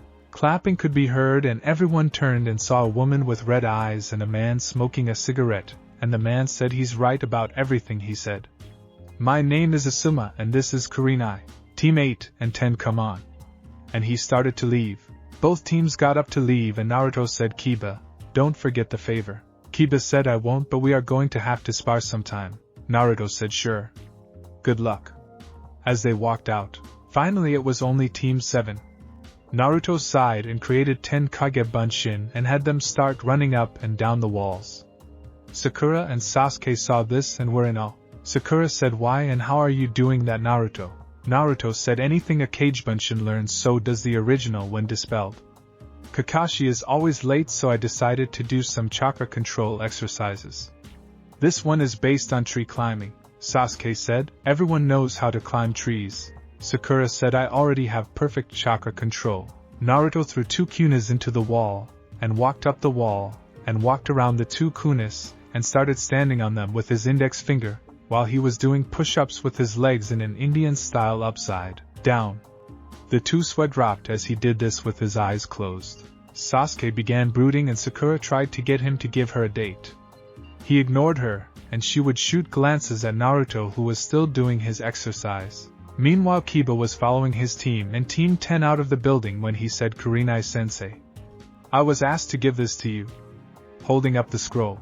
Everyone stopped, and Kurenai got it, and said, "What is this, Kiba?" Kiba said, "I really don't know myself." Naruto said he was asked to give that to you from someone who had the last name starting with K, and it was an apology, or something. He said he saw where teams were divided up and asked me to deliver it since he did not think he would be able to. Kurenai shot a look at Asuma, who just shrugged his shoulders. Kurenai sighed and opened the scroll, and when she did, a box of chocolates, and 24 jasmines with a blue fox holding a card. Kurenai blushed and opened the card and read it. "Sensei Ahome, I wish to apologize for embarrassing you in the Hokage's office last night. Even though I may have had a life with you before, it is not always the same. Each event in life depicts who and what we are. I may only know you a day of hundreds of lifetimes, but I will never know everything about you. I am sorry if I overstepped my bounds, and I hope we can still have a relationship. Whether it is as co-workers, friends, or whatever, I will respect your wishes. Sincerely yours, Kazama." Kurenai blushed as she read it, and smelled the flowers and said, "Kiba, thank you for delivering this for me, and I will also thank Naruto when I get a chance. We have other things to worry about now," Asuma said, "from your friend from last night." Kurenai nodded and said, "Yes, I must thank him personally." Asuma nodded and said, "Anko figure out where he lives yet?" Kurenai said, "You heard any explosions yet?" Asuma said, "I take that as a no. Maybe I should talk to him." Kurenai said, "You will do no such thing." Asuma said, "But what about us?" Kurenai said, "Right now there is no us. And there is no me and him either. I am not saying there won't be, but I want to get to know him first." "Jealousy doesn't suit you, Asuma." Asuma said, "He is 8 years younger than him." Kurenai said, "I am 4 years younger than you, and I am old enough to make a decision about this myself. Besides, age does not really count in his case. Besides, his eyes are my favorite color." Asuma sighed and said, "I guess you're right. Just promise me to take it slowly." Kurenai said, "Asuma, I did not know you cared." Asuma said, "Women can't live with them and can't take a kunya away from them." Kiba said, "Who are you both talking about?" Asuma said, "Probably the strongest ninja in the village." Ino said, "The Hokage?" Kurenai said, "No, not him. Anyways, let's get our team meetings out of the way and get the testing done also." Everyone looked confused as they broke into individual teams. Back with Team 7, Naruto sneezes. Sakura looked at the clock on the wall and said, "How late is this Kakashi going to be?" Naruto said, "How long has it been so far?" Still with his eyes closed doing his exercise. Sakura said, 2 hours. "Why?" Naruto said, "About another hour." Sasuke said, "How do you know this Kakashi?" Naruto said, "When I found out who was on which teams, I learned everything I could about them. Kakashi is quite famous." Sasuke said, "When did you call him Sharingan Kakashi?" Naruto said, "He has a Sharingan in one of his eyes, and no, he is not an Uchiha. It was implanted after he lost his eye. I don't know how or from who, but he has one. He is said to have copied over 1,000 jutsu. We could only hope he teaches us some of them. However, Naruto was thinking, I will actually be surprised if he knows one that I don't besides Chidori." Sasuke just HMPD.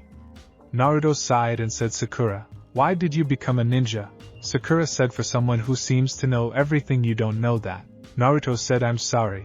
I was trying to be friendly and a teammate. You became a ninja to impress Sasuke and defeat your rival Ino, who is going to be a ninja. You are the first female in your family to ever be a ninja, and you believe that Sasuke will save you from any enemies that attack us. Answer me this, Sakura. We get attacked by 20 enemies. I am fighting 5 ninjas, Kakashi is fighting 5 ninjas, Sasuke is fighting 5 ninjas who are at least Chunin or higher in rank. Who is going to fight the last 5 enemies?" Sakura said, "That won't happen until we get stronger, so I don't have to worry about that." Naruto said, "In the past 10 years, over 60 genin have died thinking the same thing, Sakura. Are you sure you want to bet your life on that belief, or would you rather take the time to actually try and improve your skills? You might even be able to show Sasuke you are stronger than he thinks you are, and then he might date you." Not showing any emotions, though he hated using a girl's lust for the traitor, Sakura sat quietly thinking about what Naruto had just said. Naruto was quiet for a moment, and said, "What the hell? and jumped off the wall, landing on his feet and looking at the door. Both Sasuke and Sakura looked at him, and Sakura said, "What?" Naruto said, "He's early."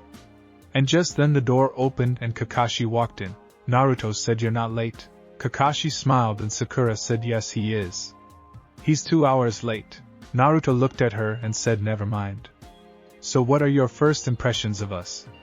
Walking to the wall, taking out the 2 kunis, Kakashi smiled and said, "My first impression is, I hate you." Smiling behind his mask, Kakashi said, "Meet on the roof?" and disappeared in a swirl of leaves. Naruto disappeared in a swirl of flames, leaving Sasuke and Sakura confused. When Naruto got up there, he said, "What's the deal, Kakashi? You're never early unless someone threatens you." Kakashi said, "Leave a Kage Bunshin and go see the Hokage." Naruto nodded and created one and left for the Hokage office. When Naruto arrived in a swirl of flames in the Hokage office, the sight that created him was not what he expected. Not far from it, Naruto looked at the people there and said, "Pardon the interruption, Hokage-sama, Kazekage-sama." Kakashi-sensei said, "You needed my presence?" The third smiled at the display of respect and said, "Yes, Naruto-san, the Kazekage has come today to discuss the arrangements of the alliance." Naruto nodded and said, "I understand, sir. What is it you need from me, sir?" Bowing at the 2 Kages, the Kazekage said, "I have heard some interesting things about you, Naruto-san, but I was not told what I truly wanted to know, so perhaps since the third stated that only you could answer my question as the current head of your clan, even though you are yet of age, you have to distribute the info." Naruto nodded and said, "I suppose I would be honored to answer what I can without revealing clan secrets. I request that since you obviously have many questions and it will take time to answers, we drop the formalities of positions for the time being, and since I don't like to repeat myself, I also request that your 3 children who are outside in the lobby be allowed to listen, and seeing if everything goes as I believe they will have access to my clan knowledge as well." The Kazekage looked at Naruto and said, "I have no problem with dropping the formality, but I do request how you knew my 3 children were here." Naruto said, "Simple. I have enhanced senses and can detect the family trait in yourself and the 3 in the lobby." The Kazekage nodded and said, "Allow me to get them," and walked outside to the lobby, closing the door.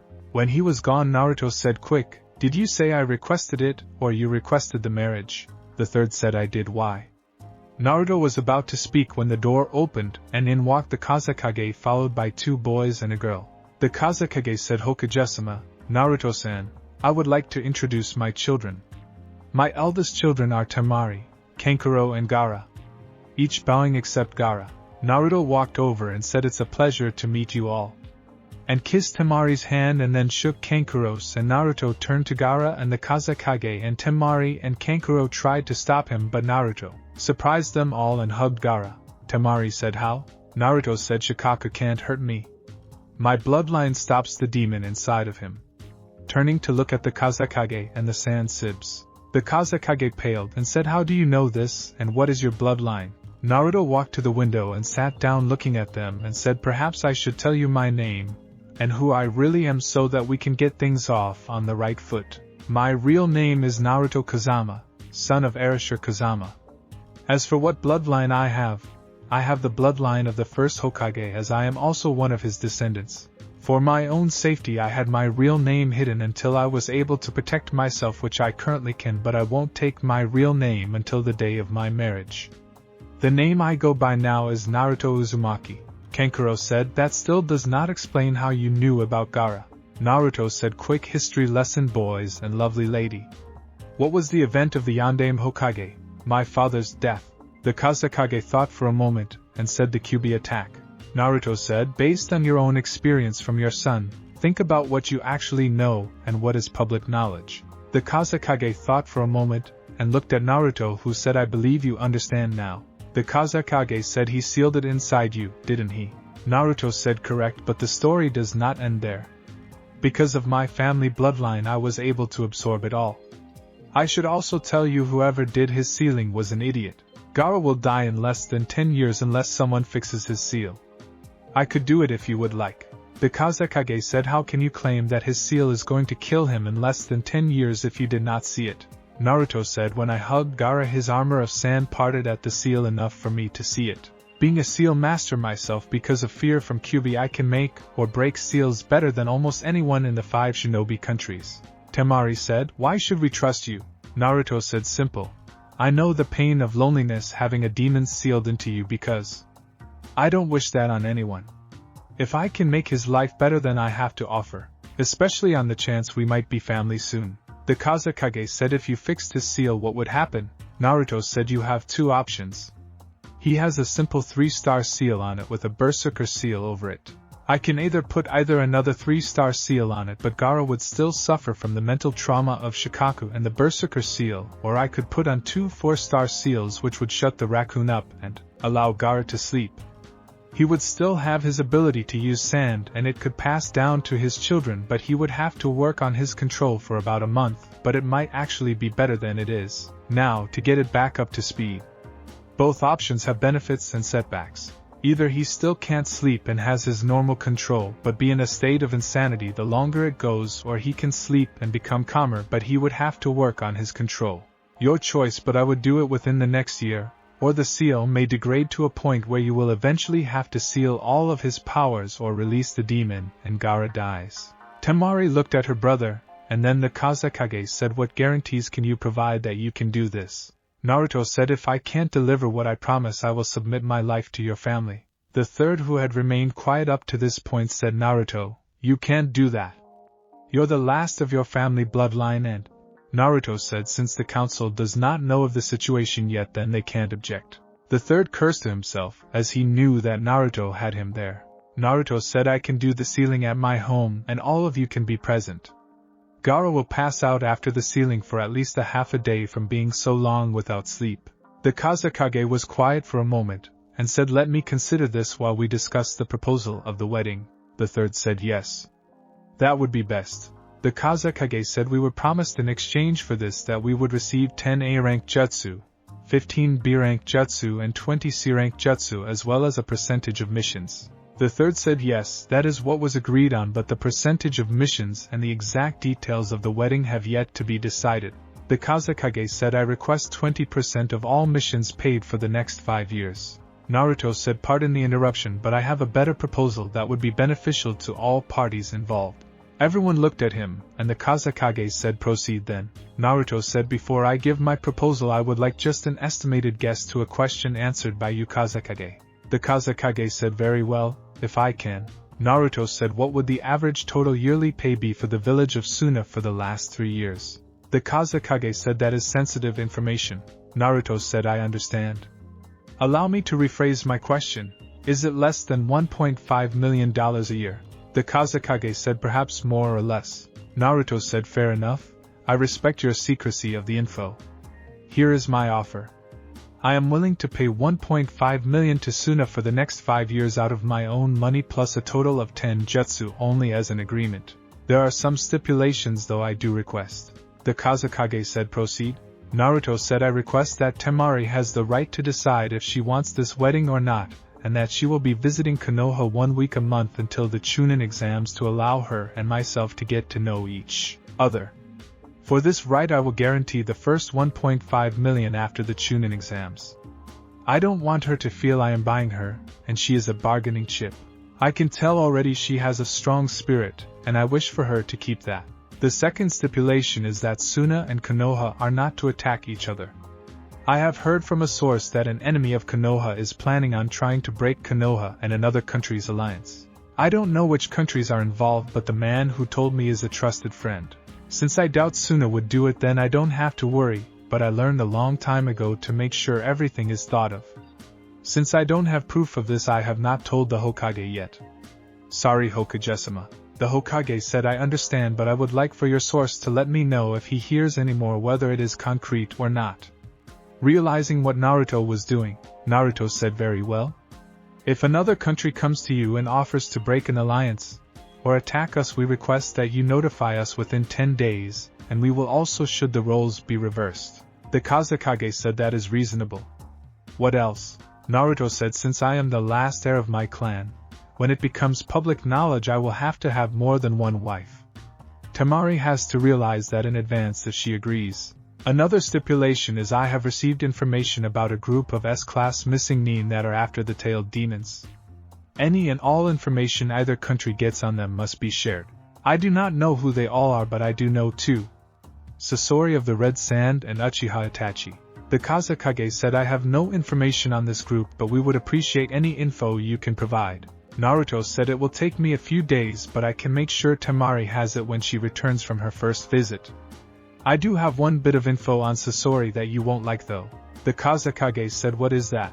Naruto said, you know how he makes human puppets, right? He has one that makes him very dangerous. Your predecessor, the one who went missing, can use the iron sand. The Kazekage said, are you sure of this? Naruto said, yes. I saw it about 3 years ago when he used it. Seeing as he is the only person I have ever heard of using iron sand means it was the Kazekage, and he was a human puppet, and the man was Sasori, called him that. The Kazekage said, I will let my people know. What else? Naruto said, I have not talked this over with the Hokage, but I think if both councils would agree that one team out of every genin class that passes will be trained by the other village as a sign of mutual trust. That is all I can think of besides Temari, and I will be considered a ninja of both villages after the marriage, if she agrees. I do request, since the only people who know I no longer have the demon in me are in this room and 5 others, you must not tell anyone about it until myself and the Hokage announces that. The Kazekage said, that is an interesting deal, and I have a few stipulations myself, but I would like to know how you are planning on paying this if we agree. Naruto said, I left the village at the age of 5 and traveled and trained in secret. During my travels I made some business adventures with money I made from odd and end jobs. Without touching my family's money and doing any missions, I receive over $6 million a year in revenue just from being a silent partner. That got everyone's attention. The Hokage said, what investments? Naruto said, I made some money and bought Jiraiya publisher. He does not know it. The third paled and said, you bought that publisher? The Kazekage said, what publisher? The third pulled out a book and tossed it to the Kazekage, who looked at it and said, are you shitting me? Naruto said, nope. Anyways, do we have a deal? A certain broody Uchiha will probably kill my teammate before I get back, and we just were assigned teams today. Actually, never mind, the meeting just ended. Everyone looked at him, and he said, I left a cage buncheon, so I did not miss anything with my team. The Kazekage said, may I have a word with my children in private? Naruto nodded and said, my offer to fix Gaara's seal is good whether you accept the deal or not. And he walked over to the Hokage. The Hokage said, the room to your right is a private conference room I sometimes use. You can go in there and talk. The Kazekage nodded and walked into the room, and his 3 kids followed. When the door closed, the Hokage whispered, what were you thinking, Naruto, telling him so much? Naruto said, when I showed them I could get through Gaara's sand defense without being killed, I scared them. The sand should have killed me, but it did not. As for what I said about the plant, you and I both know it is a lie, and the real reason Kyuubi is gone is a lie. As for the jutsu being promised, none of them are leaf jutsu, so nobody can say anything about that. And because of a deal Kyuubi taught me, I have more money in dimensional storage than I can ever hope to use. I really do own the publisher and a few other things, but that is to legitimate all the money I have. I laid a careful trap. If he accepts the deal a few weeks from now, he will either come and tell us about Orochimaru, or he will betray us. Gaara will do anything to shut that damn raccoon up, even kill his father if he gets in the way. I did not give enough info for them to know we know anything, and gave him a way to save his village. It's time to see if he deserves to be Kage. The third sighed and said, I wish you would talk this over with me before you do this. I am a Kage after all. Also, what's this about showing them your home? Naruto said, I have built a safe house I can use and was going to show them it. My real house no one can find unless they know where to look. Just then the door opened and Asuma walked in along with Kakashi and Kurenai and a bruised-looking Anko. Naruto looked at her and said, tried to find my house, huh? Anko said, shut up, Gaki. I should have known you had traps set up in there to protect your house. A voice from behind the Jounin said, yes, you should. A kid as talented as Naruto here should be able to come up with some interesting traps, being a seal master, and all. The Jounins turned and saw the Kazekage with his arms crossed. A girl a little older than Naruto with a fan on her back looking pissed. A boy with makeup looking at his brother and father, and a red-headed boy who looked to be straining. Naruto bowed and was panting a little like he ran for miles and said, Kazekage-sama, allow me to introduce some of the Leaf's finest. Hatake Kakashi, Yuhi Kurenai, Mitarashi Anko and Asuma Saratobi. This is the Kazekage and his family Temari, Kankuro and Gaara. The Jounins bowed and Naruto said these are the 4 of the 5 I told you who knew about me no longer possessing Kyuubi. I trust them each with my life and trust. The Jounins could not help but feel a little respect from what Naruto said but did not show it with who was in the room. Also the fact he was acting tired had them worried. The fact the red-headed boy was also panting was something they were worried about. The Kazekage nodded and said I have discussed it with my family, and we are very interested in your proposal. I request that Temari visit 1 week every 2 months since the Chunin exams are only 5 months away, and she and her brothers both need to prepare. When she returns she will be with her brothers this time so you can fix that problem. Also you should know that I agree with your secret except, if you make it to the finals of the exam you must use your true name. I want my daughter's suitor to be known for who he is, not a lie. Naruto said I understand and agree but my true name must remain a secret until that time. If Temari decides she is in favor of this then she is the one who will announce it first as not to bind her to this deal should she not wish this. The Kazekage said fine. Until we meet again. A pleasure as always Hokage. And he walked out the door followed by his children. Naruto waited till they left the room and fell to his knees. Everyone gasped or called out his name. Naruto was panting and after a moment finally stood up. The Hokage asked, "What happened?" Naruto said, "Damn raccoon and that bastard." Asuma said, "What do you mean?"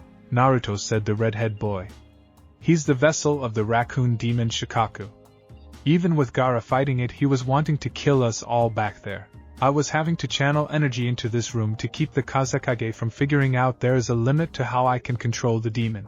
I could not remove the blockers I have on without having half the village bursting in here. I bet the bastard actually had Gaara releasing the demon to test me.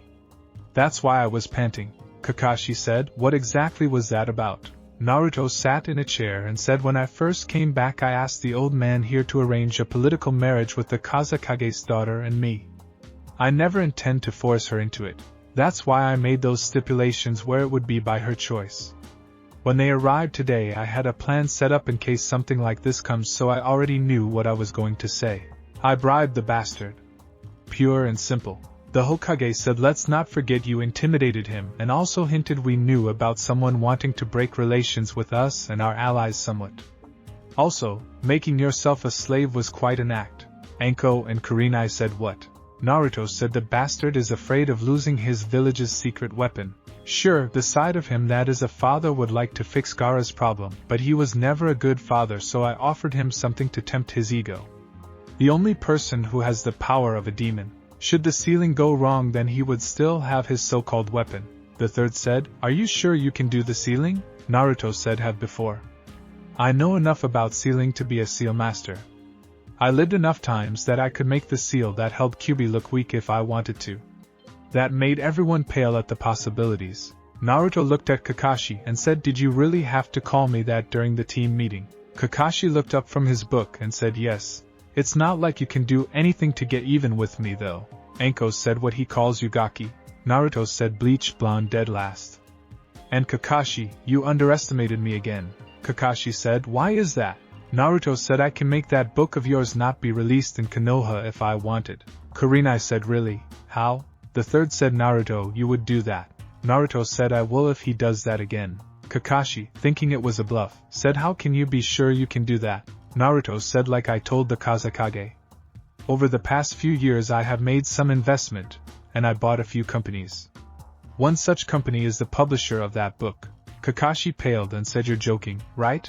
Naruto looked at Anko and smirked before he said, "Anko, my house is not on the ground." The third said, "So what do we do now?" Naruto said, "Proceed as planned for now. When Temari comes for her visits, make sure my team only has D-rank missions so I can talk to her and get to know her and her. If the council wants to know why you are letting me escort her around town, say that her father requested it. You have no idea why. Also better start planning on announcing my real name when the time comes." The third nodded and Naruto said, "Is that all?" Asuma said, "I think Kurenai has something to say." Only to receive an elbow in the gut. Everyone looked at Kurenai after she hit him, and she said, "I do need to say something but later. I need to gather my thoughts." Naruto nodded and said, "See you tomorrow then Kakashi. Have fun." And disappeared in a swirl of flames.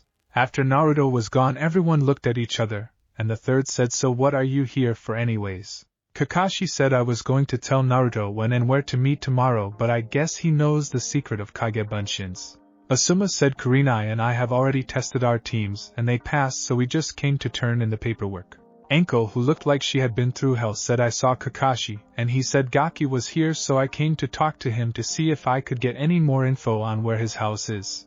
I believe it is in the western section furthest away from the village, because that is where the traps I encountered were." The third said, "What kind of traps?" Anko said, "Anyone who did not know his way around would die if they tried to get through it. I lost 9 summons and triggered nearly 200 traps in a 100-yard range." Asuma whistled and said, "I'm glad he's on our side." Kurenai said, "I just hope the village does not do something to get us on his bad side. Imagine the earth and destruction that he could cause." The third nodded and said, "Okay, let's call it a day. Thanks to our visitor, I am behind on paperwork, so I need to get to work." Acting busy as everyone started to leave, when they were gone, he pulled out his Aika Paradise and created 3 Kage Bunshins to do the paperwork. As the 4 Jounins walked outside the Hokage office, Anko said, "I'm hungry. You all want to come and get some dango?" Kurenai said, "Sure." Asuma said, "Why not? Don't have anything else planned." Kakashi said, "Sure. It's not like I need to get up early for anything." Anko nodded and started walking toward her favorite dango stand, Rig Tag. It only took them a few minutes to get to the stand, but the site that created them was not what they expected. There was a sign that said "Under New Management" out front, but when they went inside they saw the old owner standing there working the register like always. Anko said, "Leo, what's up with the sign?" The old owner said, "Oh, that? I have been having money problems for a few years with the cost of shipping supplies in, and everything increasing so much that I was afraid I was going to have to close. About a year ago a guy came up and offered to help if he was allowed to be a partner. At first I told him no, but he kept talking and said the only thing he wanted to do was bring in a few new items and get new supply lines. I was under contract with my old ones and could not change them until recently, but now the new lines are coming in, and so we decided to announce the deal even though he's been my partner for over a year now." Asuma said, "So what new items has he brought in?" Leo said, "Well, just mostly a few variations on dango, like some fruit and also some drinks. Nothing major, because he did not want to change what my customers have liked for years. What surprised me was that he also helped the ramen stand down the road owned by that one guy and his daughter. The only thing he changed about them besides getting new ingredients is he wanted a few drinks that I don't carry. He said he did that to help our economy, and also he wanted to repay a debt of kindness. Hey, I'm not one to complain. So what would you have?" Anko said, "I will have the usual." Kurenai looked at the menu and said, "Give me one of those starfruit dangos, and I will also try the flame wine. I have not drunk any of that stuff in almost 5 years, as it's next to impossible to get." Kakashi said, "I will have a shrimp dango and some sake." Asuma said, "I will have the beef dango and some sake also." Leo nodded and said, "Have a seat, and I will bring it out to you shortly." The group did, and Asuma said that was unusual. Anko said, "What do you mean?" Asuma said, "Well, usually when someone goes into a partnership like that, they usually want to change names, change the menu, add their own ideas to the company. All this guy seemed to do was just make it easier to do what he already was doing and add a total of 10 items to the list like they were all his favorites, or something. Seems like a lot of work to ensure that his favorite foods are available here, if you ask me." A man in the booth behind them with his feet propped up on a chair said, "It is, but when I am in town, since I live alone, I like to spoil myself every now and then." All of the Jounins were caught off guard as not noticing the man sitting there, or even felt him eavesdropping on their conversation. Anko, hating to be caught off guard, said, "It's not nice to eavesdrop on a conversation, buddy." The man, who was sitting with a glass of wine, a bit of fruit in a bowl and a book in his hand, dressed in a black pair of shorts and a white pullover t-shirt, said, "I'm sorry for that, Anko. I didn't do it on purpose. I just wanted to relax after earlier today, and did not feel the need to cook for myself." Asuma narrowed his eyes and said, "Mind if I ask how you know Anko, friend?" Just then Leo came over with their food and said, "Oh, Erasure, I see you met some of my best customers. I want to thank you again for allowing me to make those new renovations that are coming." Erasure said, "No problem, Leo. Like I told you before, as part of the deal, You have $400,000 a year to use for whatever you want as long as you make sure the fresh fruit and my wines are in whenever I feel the need to show up, and as long as you never turn away a customer because another customer does not like that one. I feel everyone should be treated fairly no matter who they are. As long as they can pay the price on the sign, they are all equal, no matter if there is a king or a peasant or anything in the middle. Still not looking up from his book, Leo said, "Of course not. After helping me so much, I would hate to do anything to upset my partner." Erasure said, "Is your son still planning on going to Rice Country next week?" Leo said, "Yeah. His friend from childhood quit riding almost 4 months ago, and he wanted to check on him." Erasure said, "Rice is having a sort of problem with missing needs right now. I know that he is stubborn and all, but I hope he will listen to my advice and hire some ninja. I told him I would gladly pay for it. He is a good author, and I would hate to see something happen to him." Leo said, "I will talk to him again. I trust your advice since you have been right before. Well, I got customers, enjoy your evening." And walked back to the counter. Erasure sighed as he took a drink from his wine and turned a page in his book, and still felt the other ninja keeping an eye on him. He said, "Relax, Asuma. Even a genin knows better than to call out a total stranger's name like I did." Asuma said, "Then if you know better, why did you do it, and who are you to talk to us so casually?" Each of the ninja had a weapon in case he was an enemy. Erasure said, "It never fails to surprise me when a ninja fails to look underneath the underneath. Right, Sensei Home?" Kurenai stiffened for a moment, and blushed, and said, "So this is your disguise, and Naru, all As she closed her eyes in pleasure, she was cut off suddenly by Erasure putting his finger to her neck and sending a small amount of chakra to her pleasure nerves. Kurenai slowly opened her eyes, and Kakashi said, "What was that, Erasure?" Erasure chuckled and closed his book and said, "I'm sure you understand why I am using my father's first name, but I just hit a massage point I learned over my lifetime.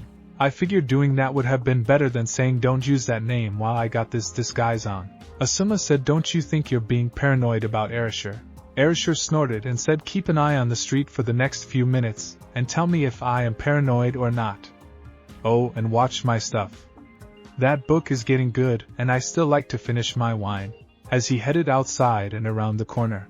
2 minutes later, Naruto walked by the outside of the dango stand with all 4 ninja watching what was going on. They were surprised by what they saw. Apparently word spread about Naruto being back in town because when he walked down the road, a fresh fruit vendor threw a rotten tomato at him and a man spat on the sidewalk in front of him, and Naruto said hi to a woman, and she pulled her kids away saying not to go near him, he's a bad man. About 5 minutes later, Erasure walked in and sat down in his seat again, and said, "The only people I have met that know I am back besides your 4, the old man and Ibiki, is Irika, Mizuki, who is in jail, the guy who takes ninja pictures, and the kids at the academy.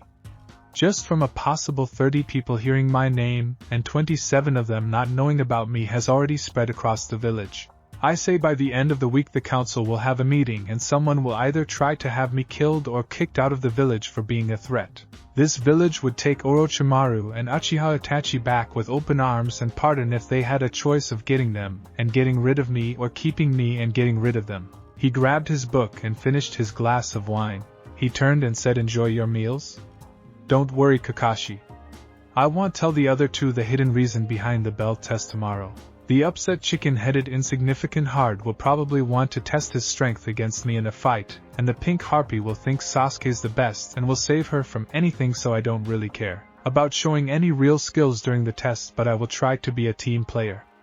I enjoyed the conversation with you all and hope we can do it again sometime. It's nice to relax with people you trust." Anko said, "Question Gaki, how come you call her Senseiheim but never call me any type of affection?" Erasure said, "Simple, Anko. I promise you in my past, I would never call you those until I killed the Heba team. I keep my promises. Besides, you won't let any guy get really close to you until you know that thing on your shoulder will never affect you again. That reminds me. After the exams I will remove yours again." CYA. As he started to walk to the door, Anko screamed, "Wait!" Everyone in the restaurant looked at her. Luckily the owner, Erasure, and the 3 other jounins were all that was in there. Naruto turned and walked back over and said, "Yes." Anko said, "You can remove it." Naruto said, "Level 1 I can, but only if the host truly wants it. For you I can, but with his pal." Every one of the jounins who were looking at him a moment ago listening now heard a low growl and saw his eyes flash red for a moment, freaking them for a moment. They looked at him and saw his eyes narrow and looked out on the street to see what he was upset about.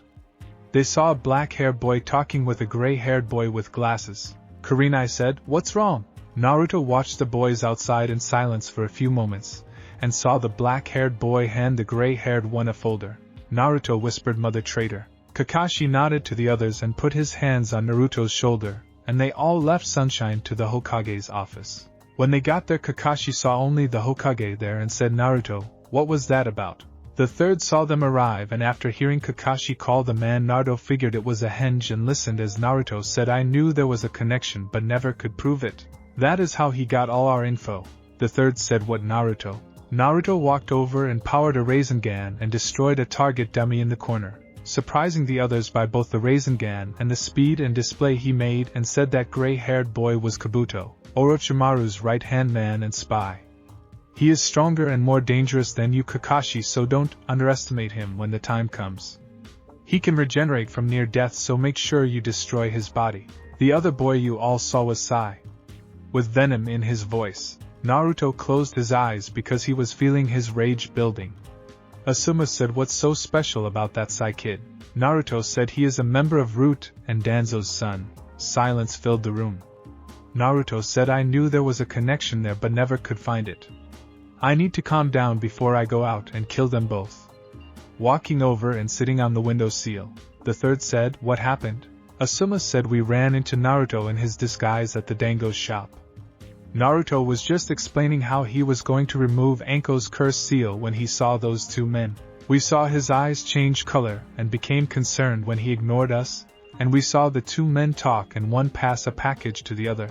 We brought him here to find out what that was all about and to calm him down." Naruto sighed and said, "I want to thank you all. Even with all my experience, I still act on impulse sometimes. I was not expecting to see that. I guess you, Kakashi, will be the only teammate I have that won't betray me." Kakashi said, "What do you mean, Naruto?"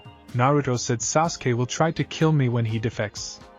After Sasuke defects, me and Sakura get specialized training. Me under Jiraiya and Sakura and Tsunade. The lifetimes that those events happen, we get a special mission to retrieve Sasuke. You are unable to because of injuries, so Yamato replaces you as our sensei and Sai replaces Sasuke. Now I find out Sai is working with Orochimaru, and that pisses me off. As for what I mean by Sakura, if I show any skill Sasuke wants, he will promise her a date if he can't get me or you to tell him, and use her as his personal spy to look around my home or try and get me to tell. Sorry, I learned from my mistakes." Kurenai said, "Are you sure you're not jumping to conclusions about Naruto about this Sai guy?" Naruto said, "Old man, you know Sai, right?" The third said, "I have met him before." "Yes, why?" Naruto said, "What was his personality like?" The third said, "I don't understand." Naruto sighed still in his Arisher henge and said, "Danzo groomed Sai since the day he could remember to be his personal servant. He forced Sai to become socially isolated. He has no emotions at all. He won't talk to anyone because he does not know how to. All he knows is how to kill and do whatever Danzo tells him. If he says to kill yourself with a smile on and cry at the same time, he will. He doesn't know how to think for himself. Do you see what I am trying to say? There is no way he would be on the street talking with someone unless Danzo told him to. He can't even leave Root headquarters without Danzo, okay?" The third sighed and said, "That is what I was afraid of when he wanted you to be a secret weapon for the village all those years ago." Just then the door opened up and the secretary said, "Sorry to bother you, Hokage-sama, but Hyuga Hayashi is here to see you." The third said, "Send him in." But notice Naruto had disappeared, but the others were still there, and the training dummy was back in place again undamaged. Hayashi walked in and the third said, "To what do I owe the pleasure of Hish?" Hayashi looked at the four in the room and said, "This is concerning something I heard today and might be discussed in private."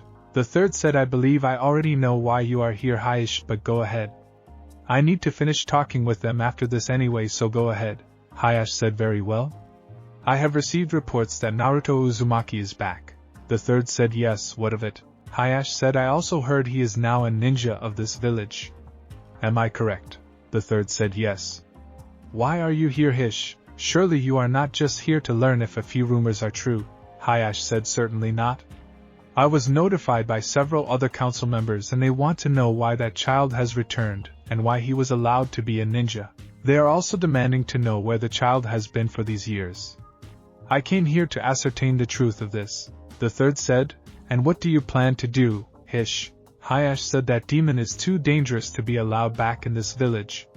If he is not removed from this village, the council will have no choice but to remove you and have a new Hokage named.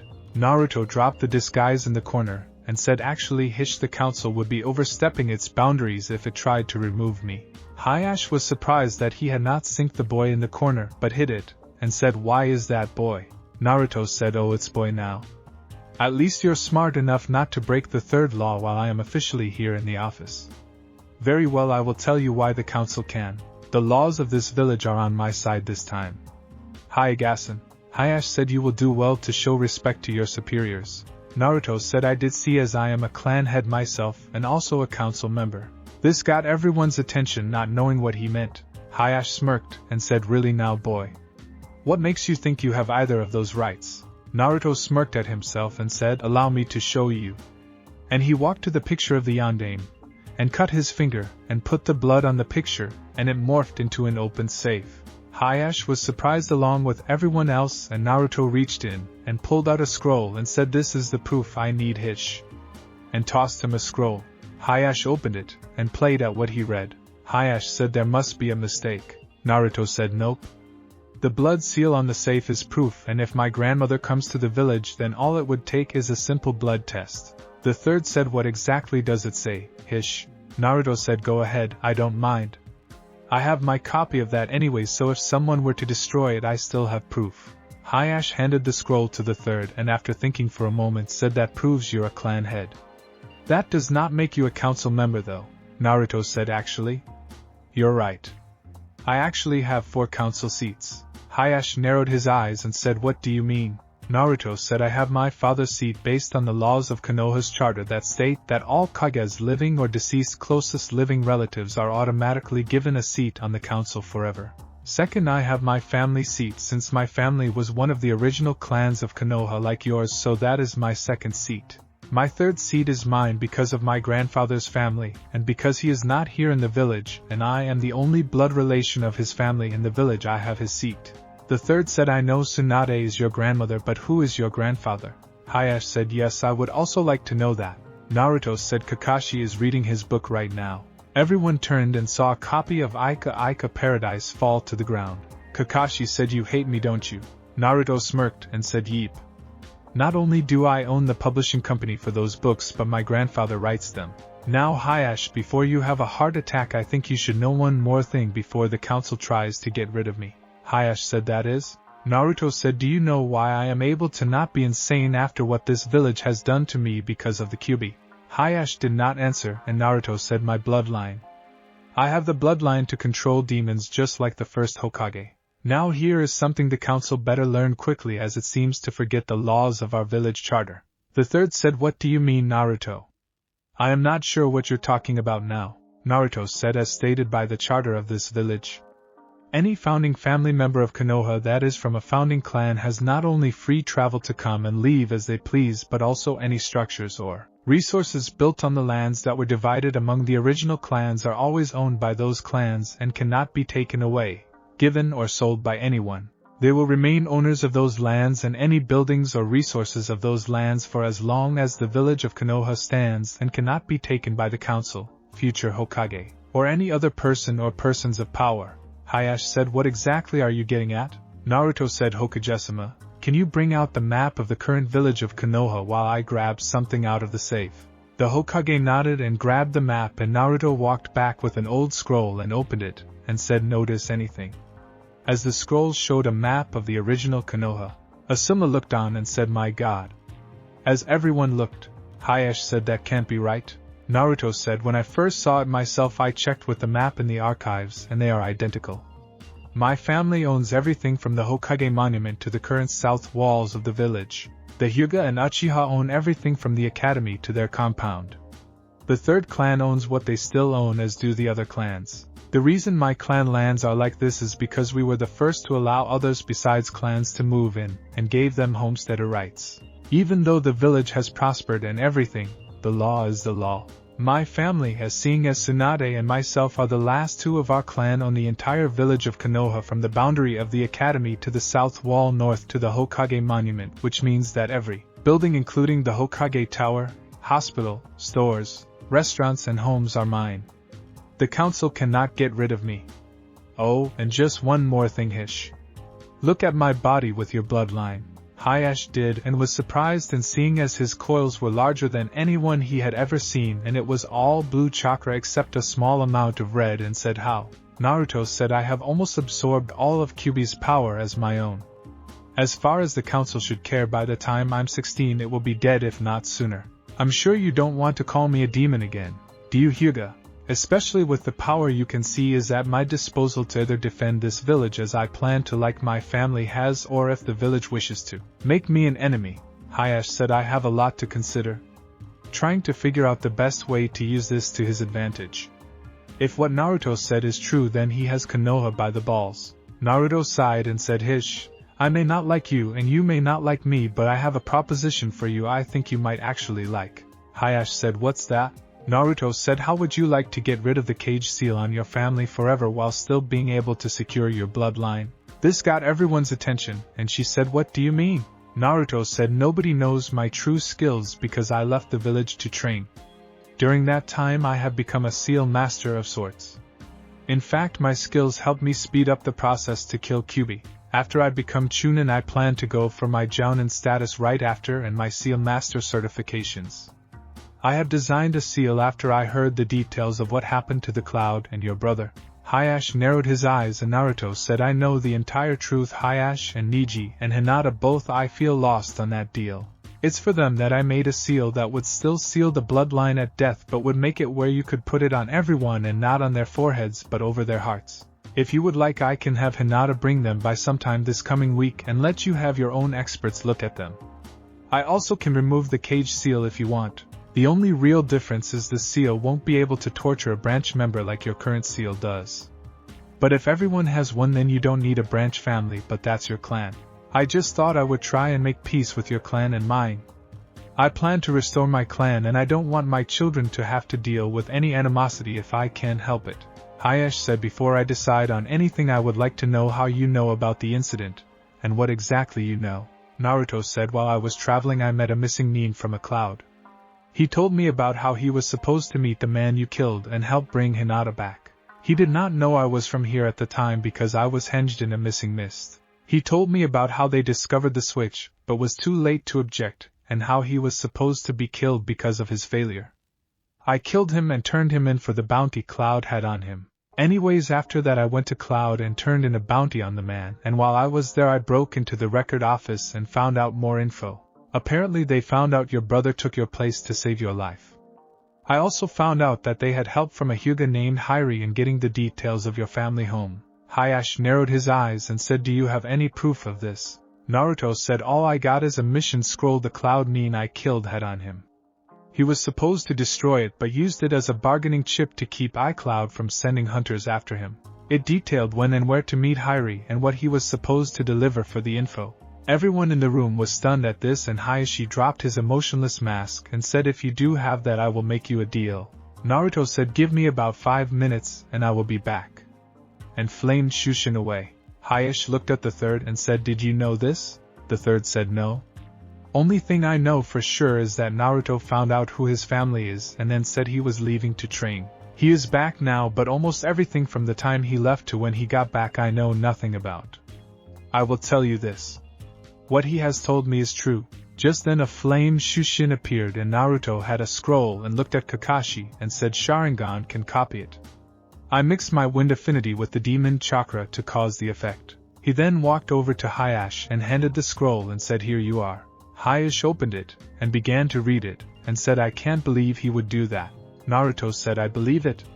From what I can tell, he is one of your council members in your clan. His father was going to be named clan head, but yours was instead, and I guess he has a grudge. Am I right about him being on your council? Hayashi nodded and said yes.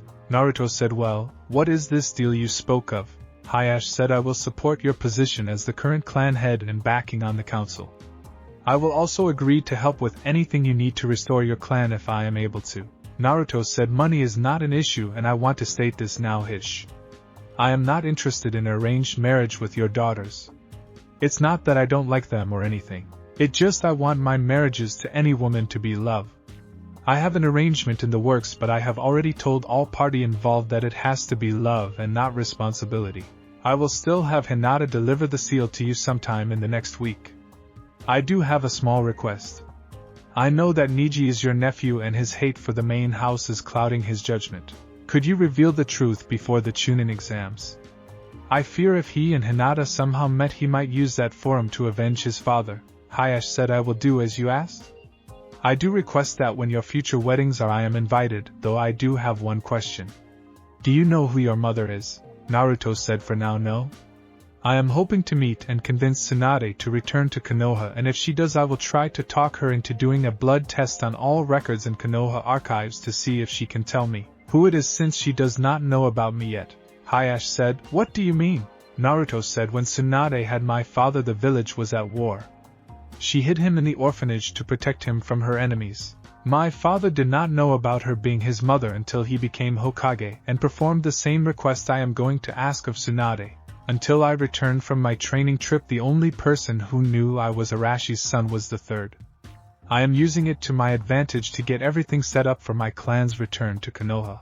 However I do still have laws to protect me should the council try anything to stop me or my clan.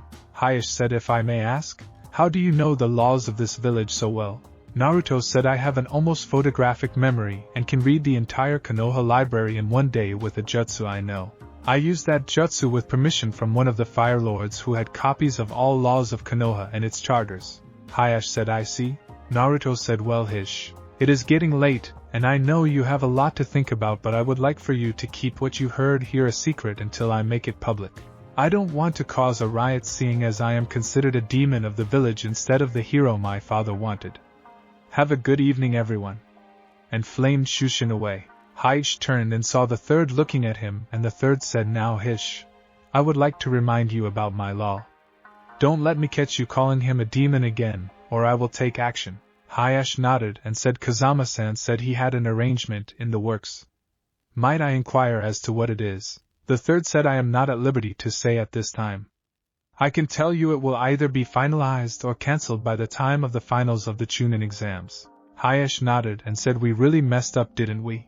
The third said I may not know his exact skills Hayash but I can tell you this. He is stronger than his father. Hayash paled and said I see. Perhaps I should do everything I can to help him and his clan. If what he said is true his clan would be a welcome addition to any village. Kakashi said, what do you mean? Hayash said I know what he was referring to when he said he still had other laws that protect his clan. As clan head he has the right to call for a vote of all current members in the village. He has the right to remove his clan and seize all of his clan's holdings and move them should 3/4 of the clan in the village agree. Since he is the only clan member in the village he can take his clan to any village he chooses. The third paled and said I hope you will do what you promised Hish. If he becomes upset with our village he can destroy it without lifting a finger. Hayash nodded and left. The Jounins looked at each other, and Anko said Gaki was right again. The third said what?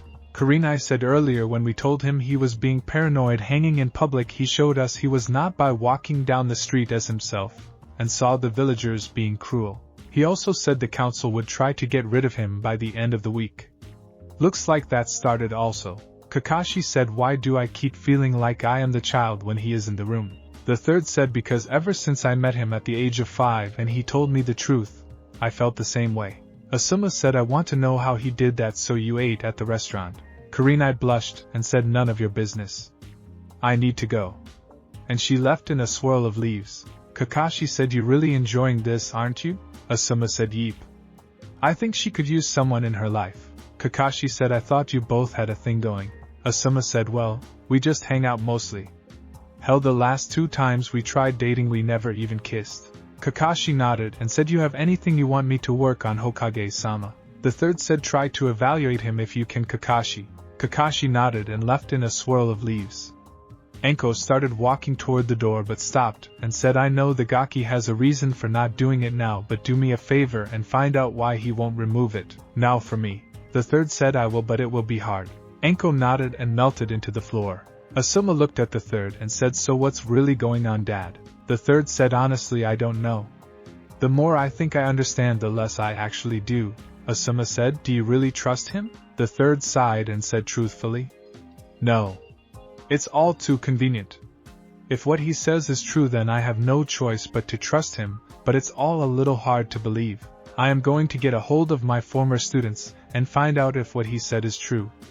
If it is, then I have more proof than his word. Asuma said, I should let you know that he is buying into a few businesses in town. Either he is truly telling the truth, or he is setting something up. The third nodded and said, for now I want you to train your team normally. I may change everyone's training if I find out later that he is telling the truth. I hope my lack of faith does not come back to bite me or this village in the ass. Asuma nodded and left. Neither the third nor Asuma detected the small plant fade into the ground in the corner of the office. In Naruto's house, he slowly opened his eyes and said, I hope so, to the old man. I hope so too. Looks like I will have to do things myself for a while. Perhaps someday someone will actually trust me once they know who I am. And he put his book back into the shelf of his library and walked upstairs to his bedroom.